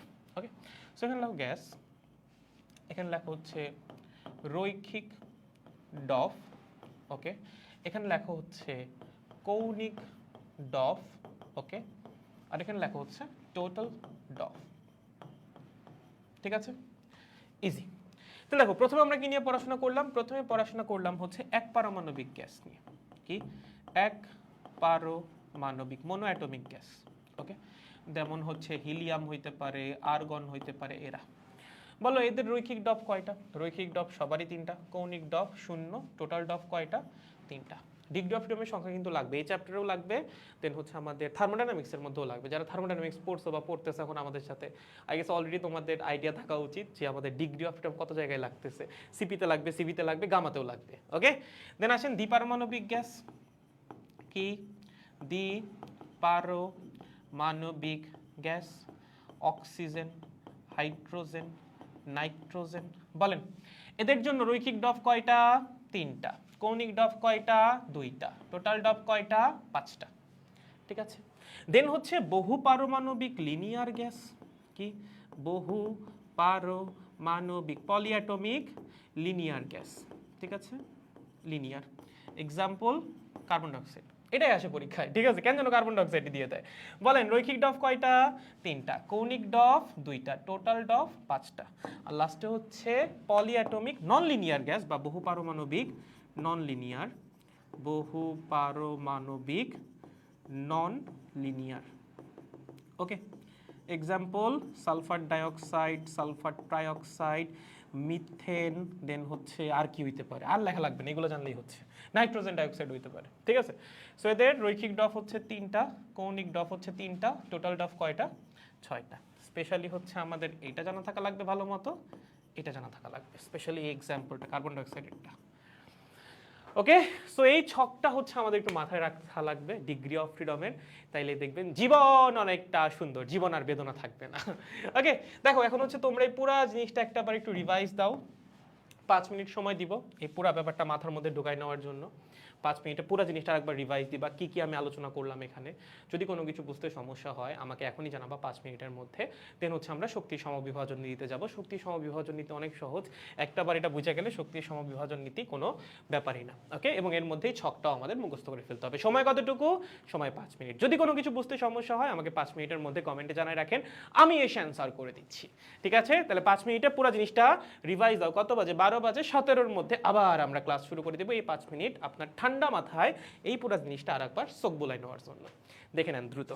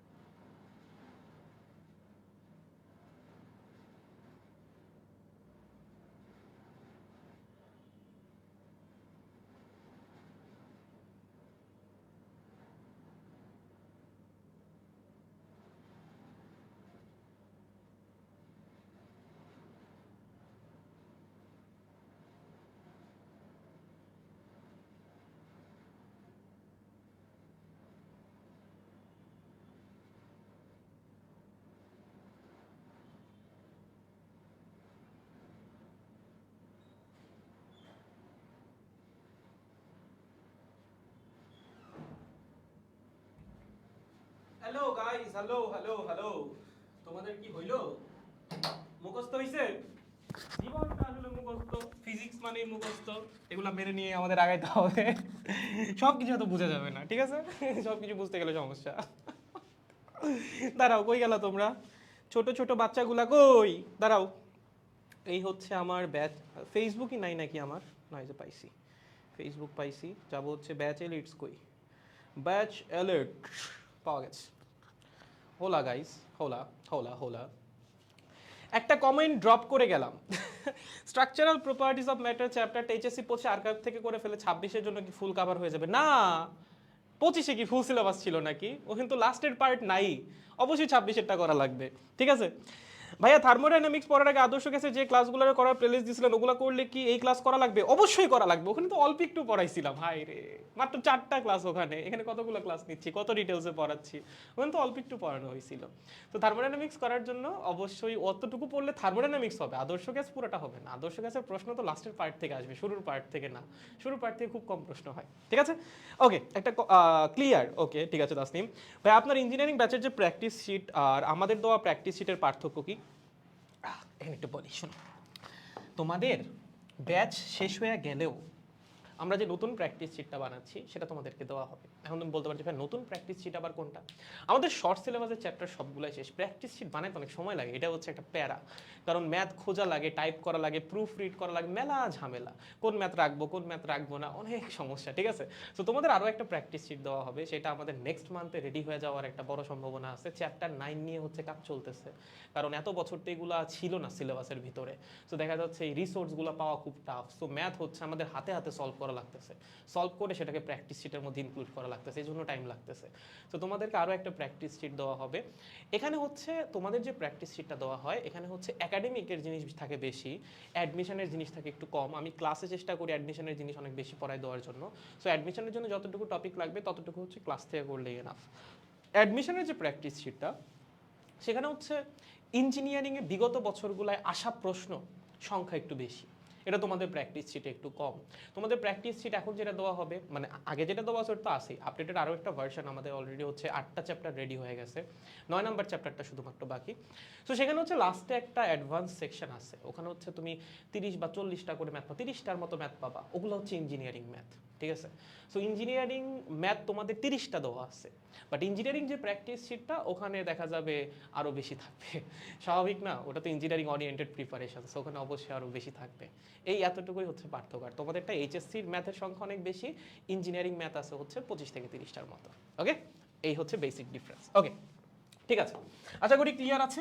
ফোনটা একটু রেখে নিই, আমরা হচ্ছে আবার পড়াশোনার মধ্যে মনোনিবেশ করি। চলেন, এবার আমরা হচ্ছে পড়বো শক্তির সমবিভাজন নীতি। আচ্ছা, এখন শক্তির সমবিভাজন নীতি এটা আসলে কাইনেটিক গ্যাস থিওরির মধ্যেই পড়ে। আমরা কাইনেটিক গ্যাস থিওরি পড়ছি না, তারপরেই তো এগুলোতে আগাইলাম, তাই না? সো এই পার্টটা আসলে কাইনেটিক গ্যাস থিওরির মধ্যেই পড়ে। কাইনেটিক গ্যাস থিওরিকে দিছিল ম্যাক্সওয়েল আর বোল্টজম্যান। সো এই শক্তির সমবিভাজন নীতিটাও আসলে ম্যাক্সওয়েলের।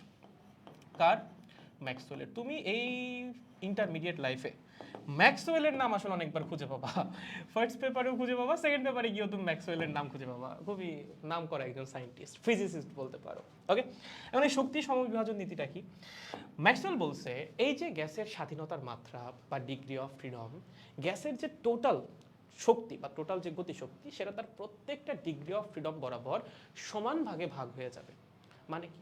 মানে হচ্ছে ধরো এই একটা গ্যাস আছে, গ্যাসের কণা আছে, তার টোটাল শক্তি হচ্ছে 5 জুল। কত? 5 জুল। তার ডিগ্রি অফ ফ্রিডম হচ্ছে 5টা। ডিগ্রি অফ ফ্রিডম কয়টা? 5টা। ধরো 3টা হচ্ছে রৈখিক, 2টা হচ্ছে কৌণিক। ম্যাক্সওয়েল বলছে এই যে 5 জুল পরিমাণ শক্তি, এটা প্রত্যেকটা ডিগ্রি অফ ফ্রিডম বরাবর সমান ভাগে ভাগ হবে। তার মানে প্রতিটা ডিগ্রি অফ ফ্রিডম বরাবর শক্তি কত করে হবে? 1 জুল করে হবে। ওকে, এবং ম্যাক্সওয়েল এই শক্তির মান কিভাবে বের করা লাগবে সেটাও বলে দিছে। ম্যাক্সওয়েল বলছে যদি আমরা একটা সিঙ্গেল গ্যাসের কণা নিয়ে কাজ করি বা একটা জাস্ট গ্যাসের মলিকিউল নিয়ে কাজ করি, ধরো আমাদের কাছে একটা গ্যাস মলিকিউল আছে, তার প্রতিটা ডিগ্রি অফ ফ্রিডম বরাবর শক্তির পরিমাণ হবে 1/2 কেটি। প্রথম কথা, টোটাল যে গতিশক্তি সেটা প্রত্যেকটা ডিগ্রি অফ ফ্রিডম বরাবর সমান ভাগে ভাগ হয়ে যাবে, এবং প্রতিটা ডিগ্রি অফ ফ্রিডম বরাবর শক্তির পরিমাণ কত হবে? 1/2 কেটি। কার জন্য? একটা গ্যাসের কণার জন্য। তাহলে দেখেন ম্যাক্সওয়েলের যে শক্তির সমবিভাজন নীতি, চাইলে এটাকে এভাবে লেখা যায় যে একটা গ্যাসের কণার জন্য একটা গ্যাসের কণার জন্য, ঠিক আছে, একটা ডিগ্রি অফ ফ্রিডম বরাবর শক্তি বা একটা ডিগ্রি অফ ফ্রিডম বরাবর গতিশক্তি, কারণ গ্যাসের কণার তো গতিশক্তি বা অন্য কোনো শক্তি নাই আদর্শ গ্যাসের, এটা তো আমরা ওই অনুশীকার্যের মধ্যে ধরেই নিছি। তাহলে একটা ডিগ্রি অফ ফ্রিডম বরাবর গতিশক্তি হবে তার যে টোটাল ডিগ্রি অফ ফ্রিডম বরাবর, টোটাল যে গতিশক্তি বা ইকে টোটাল, দেখো ইকে টোটাল ডিভাইডেড বাই তার ডফের সংখ্যা। তার মানে তার যে টোটাল গতিশক্তিটা সেটা প্রতিটা ডিগ্রি অফ ফ্রিডম বরাবর সমান ভাগে ভাগ হয়ে যাবে। তার টোটাল শক্তি যদি 5 জুল হয়, ডফ যদি 5টা হয়, তাহলে প্রতিটা ডিগ্রি অফ ফ্রিডম বরাবর শক্তি কত হবে? 1 জুল করে। এবং এই প্রতিটা ডিগ্রি অফ ফ্রিডম বরাবর শক্তি কত হবে সেটা কিভাবে বের করা লাগবে সেটাও ম্যাক্সওয়েল বলে দিয়েছে। বলছে প্রতিটা ডিগ্রি অফ ফ্রিডম বরাবর শক্তির মান হবে হাফ কেটি একটা গ্যাসের কণার জন্য। একটা গ্যাসের কণার জন্য প্রতিটা ডিগ্রি অফ ফ্রিডম বরাবর গতিশক্তি কত? Half Katie. তাহলে বলো তো একটা গ্যাসের কণার টোটাল গতিশক্তি কত? একটা গ্যাসের কণার টোটাল গতিশক্তি হচ্ছে ইকে টোটাল একটা গ্যাসের কণার জন্য সেটা হবে ডফ মাল্টিপ্লাইড বাই হাফ কেটি। কেটা কি বলো তো? কেটা হচ্ছে বোল্টজম্যান ধ্রুবক, পড়ছিলাম না? মোলার গ্যাস ধ্রুবক ডিভাইডেড বাই অ্যাভোগাড্রোর সংখ্যা, সো এটা হচ্ছে আমাদের বোল্টজম্যান ধ্রুবক। এই হচ্ছে ম্যাক্সওয়েলের শক্তির সমবিভাজন নীতি। পরে দেখেন কি বলছে, তাপীয় সাম্যাবস্থায় আছে এমন তাপগতীয় সিস্টেমের মোট শক্তি বিভিন্ন স্বাধীনতার মাত্রার ভেতর সমভাবে বণ্টিত হবে এবং প্রত্যেক স্বাধীনতার মাত্রা পিছু শক্তির পরিমাণ হবে হচ্ছে হাফ কেটি। ওকে, তাহলে এক একটা স্বাধীনতার মাত্রা বরাবর একটা গ্যাসের অণুর জন্য, মাল্টিপল গ্যাসের অণু হলে অবশ্যই শক্তির পরিমাণ বাড়বে, সো একটা গ্যাসের অণুর জন্য একটা স্বাধীনতার মাত্রা বরাবর গতিশক্তি হচ্ছে হাফ কেটি এবং তার যে টোটাল গতিশক্তিটা সেটা প্রত্যেকটা স্বাধীনতার মাত্রার মধ্যে সমান ভাগে ভাগ হয়ে গেছে। তাহলে তার টোটাল গতিশক্তি কত হবে? ধরো তার স্বাধীনতার মাত্রা 3টা, তাহলে এই স্বাধীনতার মাত্রা বরাবর শক্তি হাফ কেটি, এইটা বরাবর হাফ কেটি, এইটা বরাবর হাফ কেটি, টোটাল শক্তি কত? Half k T plus half k T plus half k T, 3/2 into k T. যদি 5টা স্বাধীনতার মাত্রা হয় 5টা হাফ কেটি, তাহলে 5 ইন্টু হাফ কেটি। তার মানে সহজ কথা, একটা আদর্শ গ্যাসের কণার টোটাল গতিশক্তি বের করার ফর্মুলা হচ্ছে ডফ মাল্টিপ্লাইড বাই হাফ কেটি। এটাই ম্যাক্সওয়েলের শক্তির সমবিভাজন নীতি। তাহলে দেখেন আমরা যদি একটু হালকা অ্যানালাইসিসে যাই, ধরো একটু বিস্তারিত আলোচনায় করি, আদর্শ গ্যাসের গতিশক্তি আমরা বের করতে চাই। প্রথমে বের করতে চাই হচ্ছে একটা গ্যাসের কণার জন্য, একটা গ্যাসের কণা। এই পেজের মধ্যে আমরা যত গতিশক্তি বের করব সব কার জন্য? একটা গ্যাসের কণার জন্য। ওকে, এখন ধরো তোমার কাছে এক পারমাণবিক গ্যাসের কণা আছে, বিভিন্ন রকম কণা তোমার কাছে থাকতে পারে। ধরো এক পারমাণবিক গ্যাসের কণা আছে, মানে হচ্ছে ওই যে হিলিয়াম, আর্গন, এগুলা। আচ্ছা বলো, এক পারমাণবিক গ্যাসের কণার একটা ডফ বরাবর গতিশক্তি কত হবে? একটা ডফ বরাবর গতিশক্তি ইকে ডফ, ওকে, বা একটা ডিগ্রি অফ ফ্রিডম বরাবর গতিশক্তি কত? একটা কণার হাফ কেটি, ঠিক আছে? কত? Half Katie. তাহলে বলেন তো একটা গ্যাসের কণার টোটাল রৈখিক গতিশক্তি কত হবে? টোটাল রৈখিক গতিশক্তি বল, জাস্ট রৈখিক গতিশক্তি কত হবে? বলো রৈখিক গতিশক্তি কত হবে? আচ্ছা ওর রৈখিক ডফ কয়টা? দেখো রৈখিক ডফ আছে 3টা, এক্স, ওয়াই এবং হচ্ছে জেড। এক্স অক্ষ বরাবর তার রৈখিক গতিশক্তি থাকতে পারে, ওয়াই অক্ষ বরাবর থাকতে পারে, জেড অক্ষ বরাবর থাকতে পারে। আচ্ছা এক্স অক্ষ বরাবর রৈখিক গতিশক্তি কত হবে? ম্যাক্সওয়েল বলেই দিছে হাফ কেটি, ওয়াই অক্ষ বরাবর হাফ কেটি, জেড অক্ষ বরাবর হাফ কেটি। তাহলে টোটাল রৈখিক গতিশক্তি কত হবে? Half k T plus half k T plus half k T. ওই যে লিখছিল না, half M U x squared plus half M U Y squared plus half M U Z squared, এক একটার মান হবে হচ্ছে হাফ কেটি করে। তাহলে এটাকে তো আমরা এভাবেও বের করতে পারতাম, রৈখিক ডফ মাল্টিপ্লাইড বাই হাফ কেটি বা 3/2 কেটি। বুঝেছেন? এভাবেও চাইলে সরাসরি বের করা সম্ভব, ওভাবে ইন্ডিভিজুয়াল আপনার ক্যালকুলেট করা লাগবে না। বলেন তো দেখি কৌণিক গতিশক্তি কত হবে? বলো বলো, টোটাল কৌণিক গতিশক্তি বলো তো দেখি, টোটাল কৌণিক গতিশক্তি কত হবে? এক পারমাণবিক গ্যাসের কোনো কৌণিক ডফ আছে? নাই। কৌণিক ডফ কত? 0। তাহলে কৌণিক গতিশক্তি কত হবে? 0। বলো টোটাল গতিশক্তি কত হবে? টোটাল গতিশক্তি, এবার টোটাল রৈখিকও না টোটাল কৌণিকও না, এবার জানতে চাইছি টোটাল গতিশক্তি কত। টোটাল গতিশক্তি কেমনে বের করবা? রৈখিক গতিশক্তি প্লাস কৌণিক গতিশক্তি মানে হচ্ছে 3/2 কেটি। বুঝেছো? সহজ। তাহলে ইন জেনারেল ফর্মুলাটা হচ্ছে degree of freedom by 2 into k T. এই হচ্ছে একটা আদর্শ গ্যাসের কণার গতিশক্তি বের করার ফর্মুলা। ওকে, তার রৈখিক ডফ 3টা, এর জন্য রৈখিক গতিশক্তি 3/2 কেটি। তার কৌণিক ডফ 0, এর জন্য কৌণিক গতিশক্তি 0, এবং তার টোটাল ডফও 3টা, এর জন্য টোটাল গতিশক্তি কত? 3/2 কেটি। যদি তোমাকে বলে দ্বিপারমাণবিক গ্যাস, দেখো দ্বিপারমাণবিক গ্যাস এবং বহুপারমাণবিক লিনিয়ার গ্যাসের কি আসবে? সেম আসবে। সো আমি ধরলাম আমাকে বলছে দ্বিপারমাণবিক গ্যাস, দ্বিপারমাণবিক বা হচ্ছে বহু পারমাণবিক লিনিয়ার, বহু পারমাণবিক লিনিয়ার গ্যাস। ওকে, তাদের গতিশক্তি কত? একটা গ্যাসের কণার। বলেন ফর্মুলা কি? ডফ বাই 2 ইন্টু কেটি। যদি আমি বলি রৈখিক গতিশক্তি কত হবে, বলো এদের রৈখিক ডফ কয়টা? রৈখিক ডফ হচ্ছে 3টা, রৈখিক গতিশক্তি হবে 3/2 কেটি। যদি বলি কৌণিক গতিশক্তি কত হবে, বলো কৌণিক ডফ কয়টা? কৌণিক ডফ হচ্ছে 2টা, তাই না? তার মানে 2/2 কেটি। যদি বলি টোটাল গতিশক্তি কত হবে, বলো টোটাল ডফ কয়টা? 5টা, তাহলে 5/2 কেটি। শেষ। প্রত্যেকটা ডিগ্রি অফ ফ্রিডম বরাবর হাফ কেটি করে। রৈখিক ডিগ্রি অফ ফ্রিডম কয়টা আছে দ্বিপারমাণবিক গ্যাসের? 3টা, half k T half k T half k T, 3/2 k T. কৌণিক ডফ কয়টা আছে? 2টা, মনে আছে? এক্স অক্ষ আর জেড অক্ষ, যদি ওয়াই অক্ষ বরাবর অণু অবস্থিত হয়, যদি এক্স অক্ষ বরাবর অবস্থিত হয় তাহলে ওয়াই অক্ষ আর জেড অক্ষ, তাহলে half k T plus half k T 2/2 k T. Total হচ্ছে দুইটার যোগফল 5/2 কেটি। শেষ। পারবো? সহজ একদম, ভেরি গুড। তাহলে বলো তো বহু পারমাণবিক নন লিনিয়ার গ্যাসের জন্য কি হবে, দেখি পারো কিনা। ভাইয়া এটা কোনো ব্যাপার? এখন তো আমি পারবো। হ্যাঁ এখন তুমি পারবা। বলো বহু পারমাণবিক নন লিনিয়ার গ্যাস, বহু পারমাণবিক নন লিনিয়ার গ্যাস কি হবে? যদি আমি বহু পারমাণবিক নন লিনিয়ার গ্যাসের একটা কণা নেই বা একটা অণু নেই, তার জন্য গতিশক্তি কি হবে বলেন?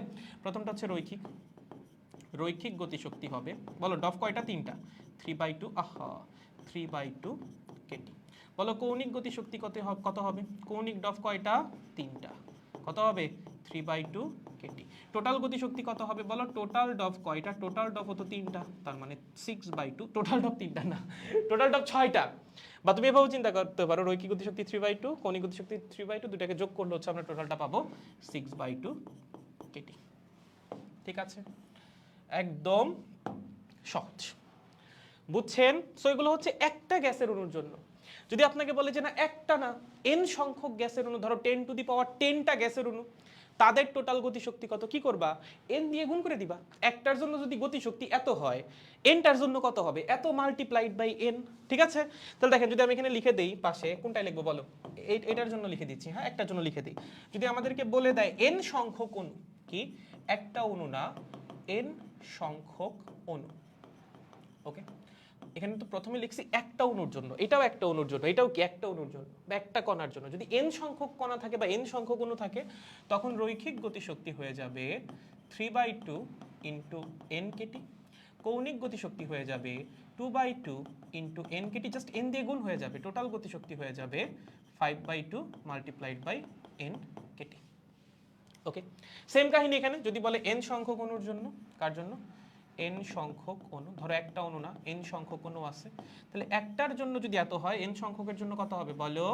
3/2 n কেটি। এখানেও হবে 3/2 n কেটি, এখানে হবে 6/2 n কেটি। বুঝেছো? সহজ। এখানেও সেম, তুমি প্রত্যেকটাকে n দিয়ে গুণ করে দিতে পারো যদি n সংখ্যক অণুর কথা বলে। পারবো? Clear guys? শিওর? গুড। এবার আসো, n সংখ্যক অণু না বলে তোমার যদি বলে 1 মোল অণু, কি বলে? 1 মোল গ্যাসের অণুর জন্য, 1 মোল গ্যাসের অণু। ওকে, দেখো 1 মোল গ্যাসের অণুর জন্য কিভাবে বের করবা? প্রথমে আসো, এক পারমাণবিক গ্যাস, কি এক পারমাণবিক গ্যাস, একটা বুঝলে বাকিগুলো এমনি বুঝে যাবা। এক পারমাণবিক গ্যাস। ওকে, আচ্ছা এক পারমাণবিক গ্যাসের একটা অণুর জন্য রৈখিক গতিশক্তি কত? ধরো প্রথমে রৈখিক গতিশক্তি হিসাব করতেছি। একটা অণুর জন্য রৈখিক গতিশক্তি কত? রৈখিক গতিশক্তি হচ্ছে ই কে, ব্র্যাকেটে লিখলাম লিনিয়ার, পরে সব একসাথে লিখতেছি 3/2 কেটি। এটা হচ্ছে একটা অণুর জন্য, তাই না? রৈখিক ডিগ্রি অফ ফ্রিডম 3টা, সো একটা অণুর জন্য রৈখিক গতিশক্তি হচ্ছে 3/2 কেটি। এখন তোমার বলছে 1 মোল গ্যাসের অণু। আচ্ছা 1 মোল গ্যাসের অণু মানে কতগুলা গ্যাসের অণু? অ্যাভোগাড্রোর সংখ্যার সমান সংখ্যক গ্যাসের অণু। 1 মোল মানে গ্যাসের অণু কতগুলা?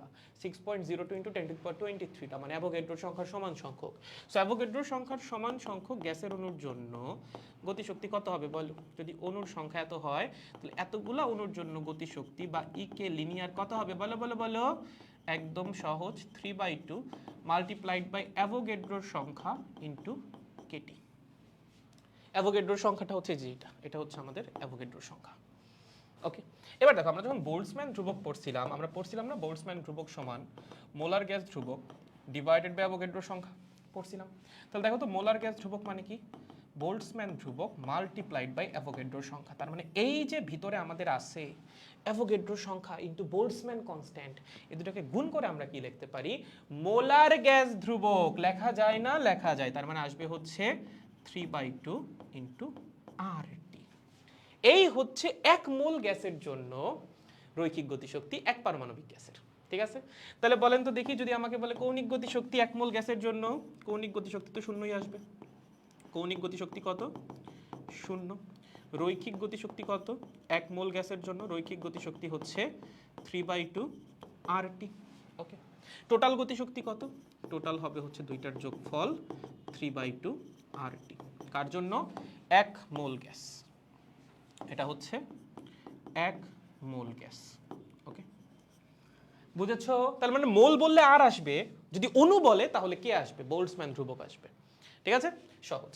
এবার আসো দ্বিপারমাণবিক গ্যাস, সিমিলার কাহিনী। যদি বলে দ্বিপারমাণবিক গ্যাসের জন্য, এখন তো পারবা, পারবা না?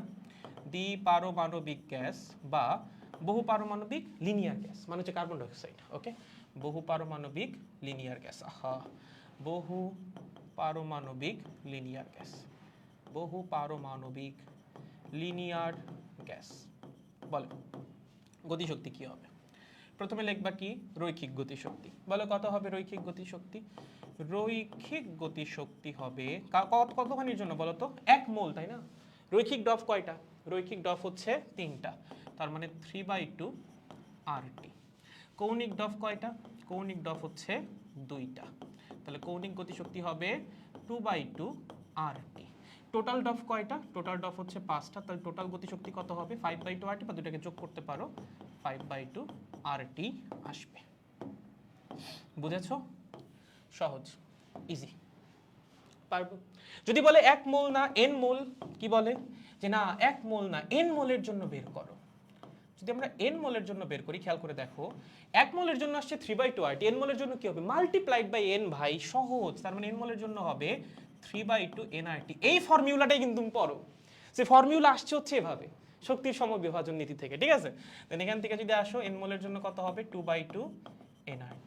টোটাল কত হবে? 5/2 nRT। Clear guys? সহজ। এবার যদি আমাদেরকে বলে যে না বহু পারমাণবিক নন লিনিয়ার, এবার তো মনে হয় বুঝাই গেছো খেলাটা কি হবে। বহু পারমাণবিক নন লিনিয়ারে, বহু পারমাণবিক নন লিনিয়ার, বহু পারমাণবিক নন লিনিয়ার, বলেন রৈখিক গতিশক্তি কত হবে? রৈখিক গতিশক্তি, রৈখিক ইকে হবে হচ্ছে, রৈখিক ডফ কয়টা? 3টা, তাহলে 3/2 RT।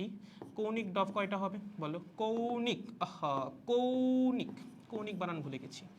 কৌণিক গতিশক্তি কত হবে? কৌণিক ডফ কয়টা বলো? 3টা, বহু পারমাণবিক নন লিনিয়ার, 3/2 RT। টোটাল গতিশক্তি কত হবে? টোটাল ডফ কয়টা? 6টা, তার মানে 6/2 RT। ঠিক আছে, সহজ, গুড। এখন যদি বলে যে না 1 মোল না, এগুলো তো ছিল 1 মোলের জন্য। যদি বলে n মোল, কি ভাইয়া n মোল, n মোলের জন্য কি হবে বলো দেখি, পারো কিনা? এটা কি হবে বলো? n দিয়ে গুণ 3/2 nRT, এটা n দিয়ে গুণ 3/2 nRT, এটাও n দিয়ে গুণ 6/2 nRT। এই হচ্ছে যাবতীয় সকল ফর্মুলা। বুঝছেন? গতিশক্তি রিলেটেড, এর বাইরে কোনো ফর্মুলা আপনি কোনোদিনই ফেস করবেন না। তাহলে আসুন আমি একটাবার একটু সামারাইজ করে দিই। যদি আমাদেরকে কখনো বলে, জলীয় বাষ্প আজকে না, দাঁড়ো গতিশক্তিতে থাকি। যদি আমাদের কখনো বলে একটা গ্যাসের অণু, ঠিক আছে, কি একটা গ্যাসের অণু, তার গতিশক্তির ফর্মুলা হবে EK is equals to degree of freedom by 2 into k T. যদি রৈখিক গতিশক্তি বের করতে বলে রৈখিক ডপ বসাবা, কৌণিক গতিশক্তি বের করতে বলে কৌণিক ডপ বসাবা, টোটাল গতিশক্তি বের করতে বলে টোটাল ডপ বসাবা। ঠিক আছে, যদি বলে যে না n সংখ্যক গ্যাসের অণু, কি n সংখ্যক গ্যাসের অণু, কি করবা? এই পুরো জিনিসটাকে n দিয়ে গুণ করে দিবা, তাহলে DOF by 2 multiplied by n KT. ঠিক আছে, যদি বলেন না 1 মোল গ্যাসের অণু, কি 1 মোল গ্যাসের অণু, তখন গতিশক্তি কি হবে, EK is equals to W/2 multiplied by RT। ঠিক আছে, যদি বলেন না n মোল গ্যাসের অণু কি, n মোল গ্যাসের অণু, সেক্ষেত্রে ফর্মুলা কি হবে, EK is equals to degree of freedom by 2 into nRT। এই হচ্ছে টোটাল ফর্মুলা, বুঝেছো? এই হচ্ছে ফর্মুলা, যেটা আপনাকে বের করতে বলবে, আপনি সেটা জাস্ট অ্যাপ্লাই করবেন। এখন এখানে একটা সমস্যা হয়, হ্যাঁ, সমস্যা হচ্ছে ধরো তোমার দেখবা বইয়ের মধ্যে বলছে নাইট্রোজেন গ্যাসের গতিশক্তি কত। শোনো, গড় গতিশক্তি যদি বের করতে বলে তাহলে সবসময় 3/2 কেটি। ওকে, যদি বলে যে একটা গ্যাসের অণুর গড় গতিশক্তি বের করো 3/2 কেটি, যদি বলে এক মোল গ্যাসের অণুর গড় গতিশক্তি বের করো 3/2 RT। ওকে, গড় গতিশক্তি বের করতে বলে আইদার একটা অণুর জন্য এবং হচ্ছে এক মোলের জন্য, যে কোনো একটা। আর যদি তোমাকে বলে হচ্ছে গড় গতিশক্তি, সেক্ষেত্রে সবসময় 3/2 হবে, ডফের কথা চিন্তাই করতে হবে না। ওকে, বুঝতে পারছি? ওকে, এখন ধরো তোমার বলছে নাইট্রোজেন গ্যাসের মোট গতিশক্তি বের করো। কি নাইট্রোজেন, আমরা পরের দিন এরকম কিছু ম্যাথ করবো, নাইট্রোজেন গ্যাসের মোট গতিশক্তি বের করবো। এখন এগুলো যে ঝামেলা হয় তোমার বইয়ের মধ্যে দেখবা না, কিছু কিছু বইয়ে যেটা করছে নাইট্রোজেন গ্যাসের মোট গতিশক্তির ফর্মুলা লিখছে EK is equals two 3/2 nRT, গড় গতিশক্তি বের করে দিছে। এইটা হচ্ছে ঝামেলা। এরকম যদি করে তখন আমরা কি করব, এটা তো এটা হওয়ার কথা ছিল না। নাইট্রোজেন গ্যাসের গতিশক্তি তো অনেকগুলো আছে, রৈখিক গতিশক্তি আছে, কৌণিক গতিশক্তি আছে, টোটাল গতিশক্তি আছে। তাহলে পরীক্ষায় আমি কিভাবে লিখবো যদি এরকম প্রশ্ন কখনো পরীক্ষায় আসে? ঠিক আছে, এটা নিয়ে প্রচুর কনফিউশন হবে। আজকে তোমার কনফিউশন না হোক, এইচএসসি পরীক্ষার আগে হবে। তুমি যখন টেস্ট পেপারটা খুলবা তুমি কনফিউজড হবা, 100% শিওর থাকো তুমি এইচএসসির আগে নিয়ে কনফিউজড হবা। তাহলে সলিউশন কি? সলিউশন হচ্ছে এই প্রশ্ন যদি আসে কোন একটা নির্দিষ্ট গ্যাসের নাম দিয়ে যে এই গ্যাসের গতিশক্তি কত, যদি এক পারমাণবিক গ্যাস হয় তাহলে তো কোনো সমস্যা নাই, কারণ এক পারমাণবিক গ্যাসের রৈখিক গতিশক্তি যা, টোটাল গতিশক্তিও তাই। ঝামেলা হচ্ছে দ্বিপারমাণবিক আর বহু পারমাণবিক নিয়ে। যদি আসে আমরা সবার আগে বের করব রৈখিক গতিশক্তি। ঠিক আছে, রৈখিক গতিশক্তি হবে হচ্ছে 3/2 nRT। ঠিক আছে, দেন আমরা বের করব কৌণিক গতিশক্তি। ওকে, কৌণিক গতিশক্তি হবে হচ্ছে 2/2 nRT, সময় লাগবে না খুব বেশি। দেন আমরা বের করব টোটাল গতিশক্তি 5/2 nRT। যদি শুধুমাত্র গতিশক্তিও বের করতে বলে আমরা তিনটাই বের করে দিয়ে আসবো। ওকে, বারবার বলতেছি, যদি এইচএসসি পরীক্ষায় কোশ্চেন আসে বা তোমার কলেজ পরীক্ষায় আসে, যেখানে আসুক না কেন, তুমি তিনটাই বের করে দিয়ে আসবা। রৈখিক গতিশক্তিও বের করবা, কৌণিক গতিশক্তিও বের করবা, টোটাল গতিশক্তিও বের করবা। যদি এক পারমাণবিক গ্যাস আছে তাহলে সমস্যা নেই, তাহলে জাস্ট 3/2 nRT দিয়ে করে আসলেই হচ্ছে। বাট যদি দ্বিপারমাণবিক বা বহু পারমাণবিক দিয়ে বলে এত তাপমাত্রায় এই গ্যাসের গতিশক্তি কত, তোমার কাজ কি, তুমি হচ্ছে তিনটাই বের করে দিয়ে আসবা, তিনটাই বের করবা। ঠিক আছে, আমরা পরের দিন কিছু ম্যাথ করব। গড় গতিশক্তি নিয়ে তোমাদের মাঝে মধ্যে কনফিউশন হয়ে যায়, সো টোটাল গতিশক্তি এবং গড় গতিশক্তির কিছু ম্যাথ হচ্ছে আমরা নেক্সট ক্লাসে করব, তারপর আমরা জলীয় বাষ্প শুরু করে দিব। সো আশা করতেছি আমাদের আর 3টা ক্লাসের মধ্যেই চ্যাপ্টার শেষ হয়ে যাবে, 10টা ক্লাসেই চ্যাপ্টার কমপ্লিট। দেখেন বুঝছেন কিনা, বুঝলে আজকের মতো এই পর্যন্তই। আমাদের দেখা হবে আবার নেক্সট ক্লাসে। নেক্সট ক্লাস হচ্ছে বৃহস্পতিবার, পবিত্র বৃহস্পতিবার সন্ধ্যায় তোমাদের সাথে আরেক দফায় দেখা হবে, সেখানে আমরা গতিশক্তির কিছু কোয়েশ্চেন সলভ করব। আমরা হচ্ছে গ্যাস এবং জলীয় বাষ্প নিয়ে একটু বিস্তারিত আলোচনা করব এবং আপেক্ষিক আদ্রতাটা হয়তো বা পড়বো। তারপরের দিন হচ্ছে আমরা শিশিরাঙ্ক নিয়ে পড়াশোনা করব এবং তারপরের যে ক্লাস, সেই ক্লাসে আমরা কিছু ম্যাথ করব। ম্যাথ করলে আমাদের চ্যাপ্টার খতম, শেষ। ঠিক আছে, দেখেন বুঝছেন কিনা, বুঝলে আমাদের আজকে এই পর্যন্তই। দেখা হচ্ছে আবার বৃহস্পতিবারের ক্লাসে। বাট আজকের ক্লাসে কিন্তু অনেকগুলো কনসেপ্ট নিয়ে আমাদের আলোচনা হয়েছে, স্পেশালি গতিশক্তিটা কিভাবে ডিল করবা, প্রত্যেকটা জিনিস সামারাইজ করে দেওয়া আছে। সো অবশ্যই গতিশক্তির এই যে ফর্মুলাগুলো, এগুলো একটু ভালো মতো পড়ো, কারণ আমরা অনেক ক্ষেত্রে কনফিউজড হয়ে যাই যে অণুর সংখ্যা দেওয়া থাকলে কি করব, মোল সংখ্যা দেওয়া থাকলে কি করব। সো প্রত্যেকটা জিনিস সাজানোভাবে লেখা আছে, জাস্ট একটু বুঝে শুনে অ্যাপ্লাই করলেই আর ভুল হবে না। ওকে, তাহলে ভালো থাকেন, ঠিকঠাকভাবে পড়তে থাকেন। কালকে থার্মোডাইনামিক্স নিয়েও দেখা হচ্ছে। কালকে হচ্ছে আমরা কার্নোট ইঞ্জিনের সূত্রের প্রমাণ করব এবং ম্যাথ করব। ওকে, সো ওইদিকে ওই চ্যাপ্টার শেষ হয়ে যাচ্ছে। আমাদের থার্মোডাইনামিক্সের কয়টা ক্লাস লাগবে? 2টা ক্লাস লাগবে মনে হয়। রবিবার দিন, রবিবার না, শনিবার হচ্ছে থার্মো শেষ হয়ে যাবে। শনিবার আমাদের মনে হয় থার্মো কমপ্লিট হয়ে যাবে। আর রবিবার সেক্ষেত্রে সোমবার তো আমার সেকেন্ড পেপার ব্যাচে ক্লাস নাই, সেক্ষেত্রে তোমাদের আমি সোমবার একটা এক্সট্রা ক্লাস নিয়ে হচ্ছে এটা শেষ করে দিব। সো এই শনিবার আর রবিবারে আমার 3টা ব্যাচেই একটা একটা করে চ্যাপ্টার শেষ হয়ে যাচ্ছে ভাই, আর তোমাদের তো ব্যাচই শেষ হয়ে যাচ্ছে, কি আর বলবো। যাই হোক, ঠিক আছে, সমস্যা নাই। দেখা হচ্ছে নেক্সট ক্লাসে আগামী বৃহস্পতিবার রাতে। সবাই ঠিকঠাকভাবে পড়তে থাকেন, ভালো থাকেন, সুস্থ থাকেন। কোনো সমস্যা হলে জানায়েন। আজকের মতো এই পর্যন্তই। গুড নাইট, আদিওস, টাটা।